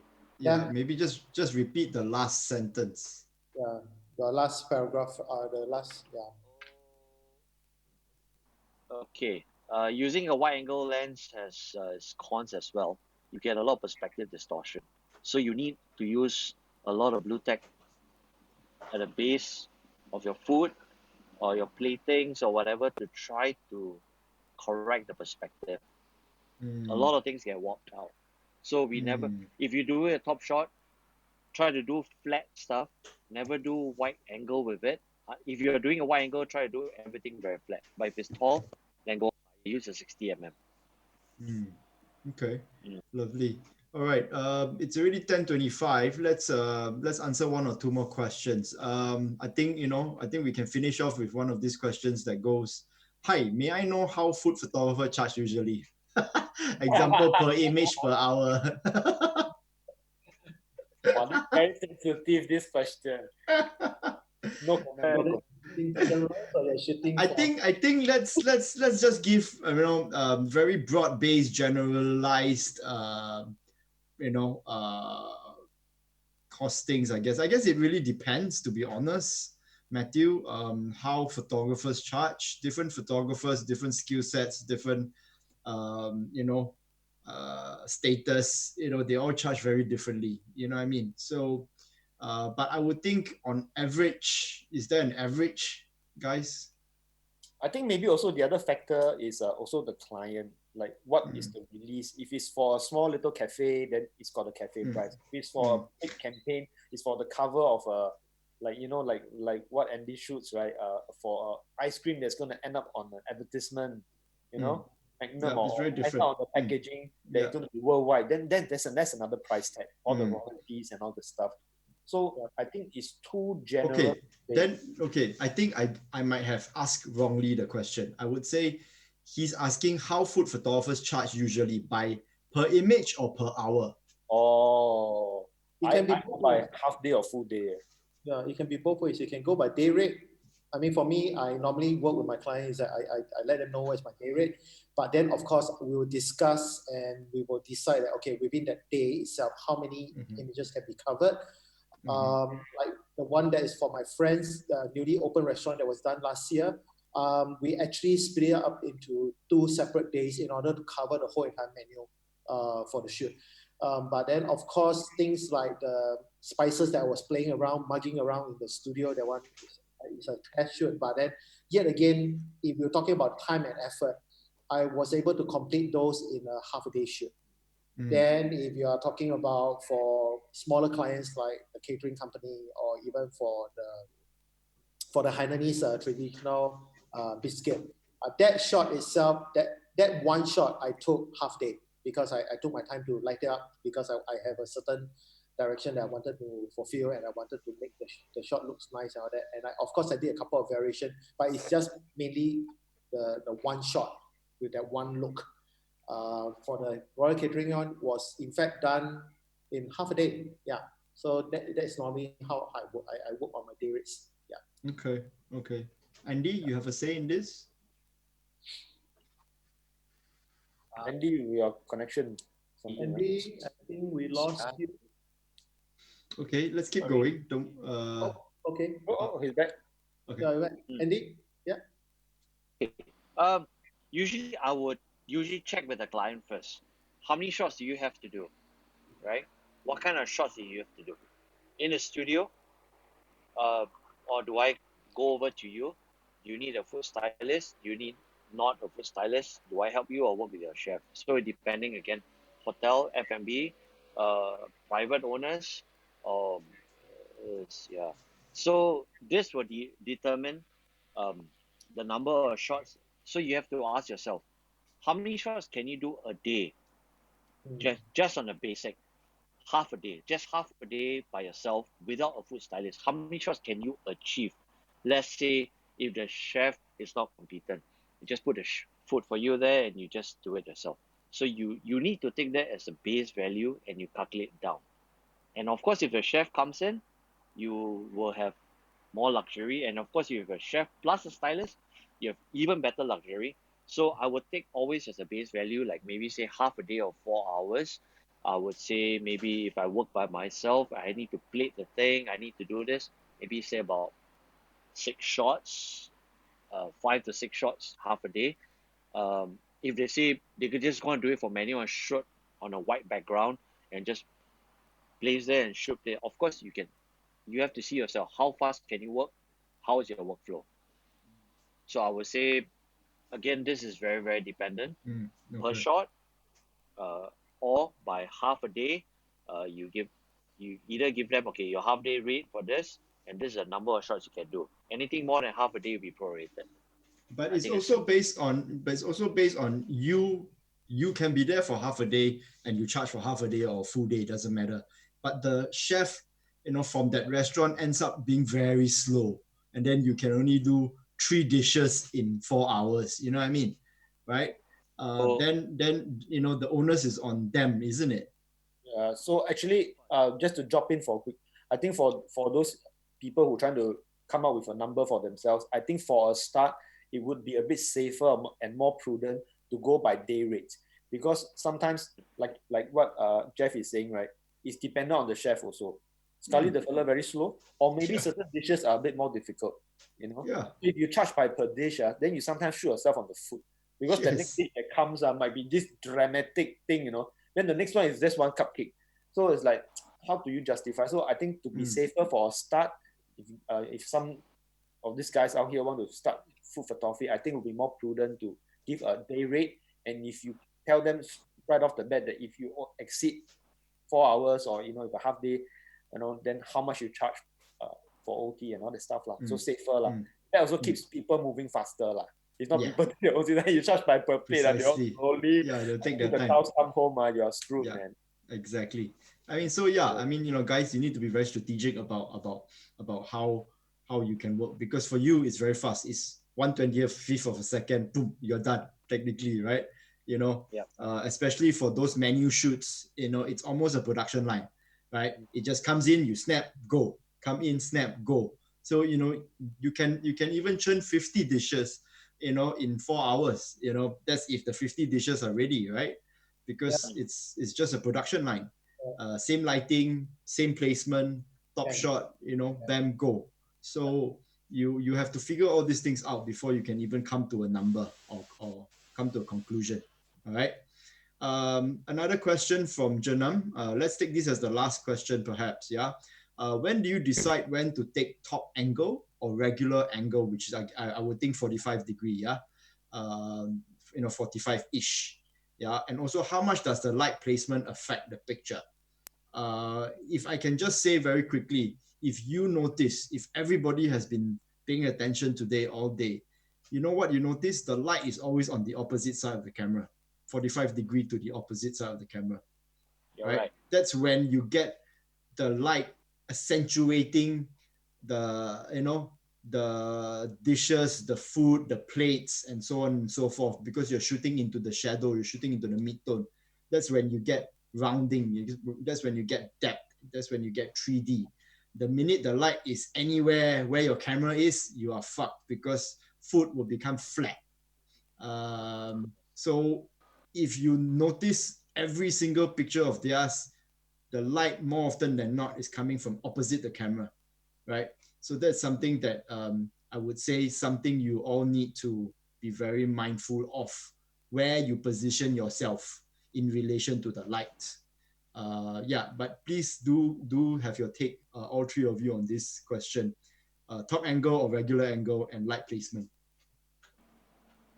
I think I'll take the lead. Okay. Top angle or side angle, of course, if it's a paid job, depending on what's the application, what the client wants, okay, we put that aside. Okay. Let's say if it's just solely for yourself. I think for trend wise, I mean, there's really not a lot of difference, because if you're top and you're slightly 45 degree, you're moving a very slight thing.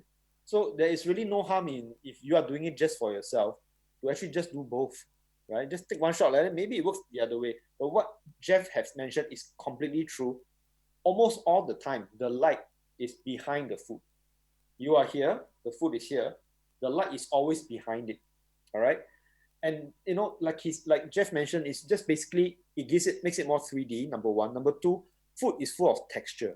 Think about it. It's a lot of textures going on there. And if you have glazed the food nicely, the light from the back, coming from the back, would make this very beautiful sheen. Make it, it needs to have a reflection to make it look like it's wet. So that is the go-to angle. The lighting angle should never be anywhere in the direction of your lens. Simple as that. It will not be beside you. It will not be in the direction of where your lens is pointing. You are shooting into the shadow and the mid-tones. That's completely true. So as far as whether it's top or it's slightly 45, it's very little. You can try both. And sometimes it works on a dish, sometimes it doesn't. But you need to know what you're shooting, because like, for example, Andy's colorful series, right? It's just playing on all top-down stuff, because that is the concept. That is the look. The color is the story. So depending on the food that you want to shoot. So same question will go, how tight you want to go versus how loose you want to go. You want to pinpoint on one point of sharpness, or do you want to pull back to show some ingredients that are on the table? Just try it, because my friend, it's not a lot of movement. It's just a small little thing. Hold your camera up. 20 degrees. Yeah, that's right. That's it. Then you decide for yourself what works for this particular dish. Okay. Alex? For me, same as what Aaron has mentioned, and even in my workshops where I've so-called conducted previously, what I actually advocate is that my lighting will always be 90-degree left, right, and 180-degree in front of me. None of the light will be coming from the front onto the food, because you're just basically going to kill the food with the light blast that you're going to be throwing on it. And also, for me, I tend to, like I said, I tend to handheld my camera a lot, because I need to be free. I will kind of like look at the dish, I'll move around, I'll go top down to a side just to find an angle. Because one thing a lot of people feels that, okay, if they were to shoot people has a face, and that's what I always come out and tell people, say that people has a front face, so you shoot someone with the front face. But for food, for products, if you were to look closely, they actually have faces. So when I look at a food, I'll normally get a dish, I'll look at it, I'll turn it around, rotate it left and right, look up and down, because I'm trying to find the front face of the food. And once I locate that, and maybe in Andy's perspective means that once you get that right angle, yes, that's it. You nail it. You go for that, and that will be the angle of the shot that best show the look of the food, or the best angle of the food. Very insightful. I think I love the way you describe, finding the face of the dish. Yeah, right? And then you're rotating it to find, just like every human has a face. Yeah, exactly. Awesome. Andy, let's have your take on this as the last question. Okay, very simple. Pizza from the top, hamburger from the side. Kong Bao in the middle. Champion. I love it. Makes sense. You don't see the meat. So I guess it takes a bit of logical explanation, right? When you see a food, when you look at it, how it makes you hungry. Very simple. Certain food you see, like for especially for hamburger, you don't look at it like that. You look at it this way. How your vision, how you look at it, is a very honest how your camera usually will place to it. This is how you show it to your customer or your client, and this is usually what will work. It's a very natural thing. So I guess just go with your gut feeling when you look at it. Yep, just shoot it the way it is. If the top doesn't work, then go to the side. If it's not 45 degrees. But of course, lighting is very important. Never flat on, unless it is you have no choice. But usually you will have a choice if you're a photographer. Yes. You can put your light wherever you want to put, because you can create any way the light that is gonna come from. Yeah, unless you don't have a choice, then you have to make the best out of it. Yeah. Awesome. All right, man. That's Well, a brilliant one. I'm going to print it onto a T-shirt. Depends if it's a burger or a pizza. love it. Love it. So, guys, Burger. thank you. Well, guys, I mean, as you can see, in the last 2 hours, spending time with these three amazing photographers, we we we look at food very differently, and it takes quite a certain amount of craft and expertise to be good at this one particular genre, food photography. I think, firstly, you have to be a foodie in a sense. You have to have a keen eye on light, on textures. There's so much more to just take. It's so much more to just taking a picture. So I think what all of us are saying is, don't be a technician, be a little bit of a creative person to build a picture, to make the picture. Don't just take it. You know what I mean? I think that's something that I can speak on behalf of my buddies here. Is that we all don't take pictures, we make pictures in that sense. As fucking cliche as it sounds, it's the absolute truth. There's so much more to taking a picture today. If we just become technicians, go home, forget about it. Because I think we need to rise above being just a technician. I mean, there's so many photographers today. My auntie shoots every meal that she eats, for example, right? Sometimes, sometimes pretty good pictures on top of that. I'm like, wow, you sure wanna? Oh, not bad, leh. Is that what you had for lunch? Yeah, so that's your competition, your aunties, your uncles, your grandmother, your grandfather, because they're all photographers, right? So I think if you want to be a food photographer and doing it professionally, I think one must just rise above all that and be that much better, because you've got these guys to contend with, right? Uh, any last words to our crowd, guys? How many people are in here? Now currently 40. Just now we hit about 50 something. Yeah. All right, man. I'm good. Okay. Thank you. Well, thank you so much, everybody, for being part of this lovely session again. I hope we have debunked and demythed food photography. It's not as simple as it is, but it can be also very, very simple. Agree? Yes. Definitely. It's a complicated process, man.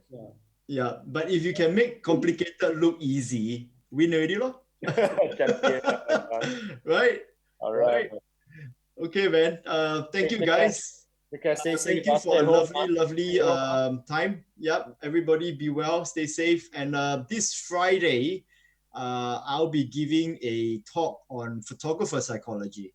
That's something that I've been championing for a long time, because I always believe you have that good camera, you have that good light, you have that good fucking tripod, whatever it might be. It's useless if you're a shit photographer.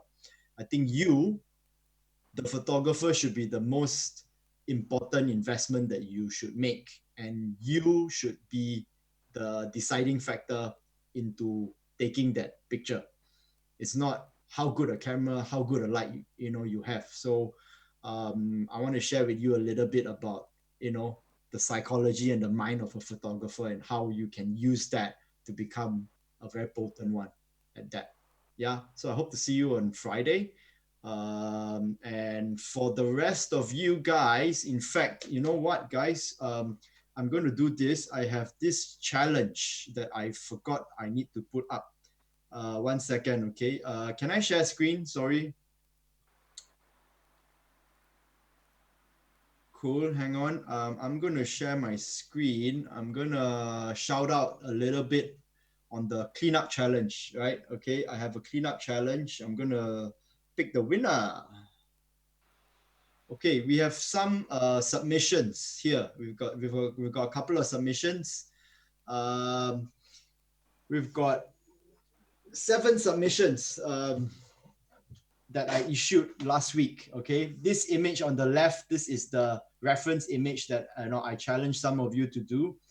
As you can see here, we've got 7 different iterations of this same image that has been retouched. So, I'm gonna share with you what I feel some of you have done right and some of you have done wrong in some sense.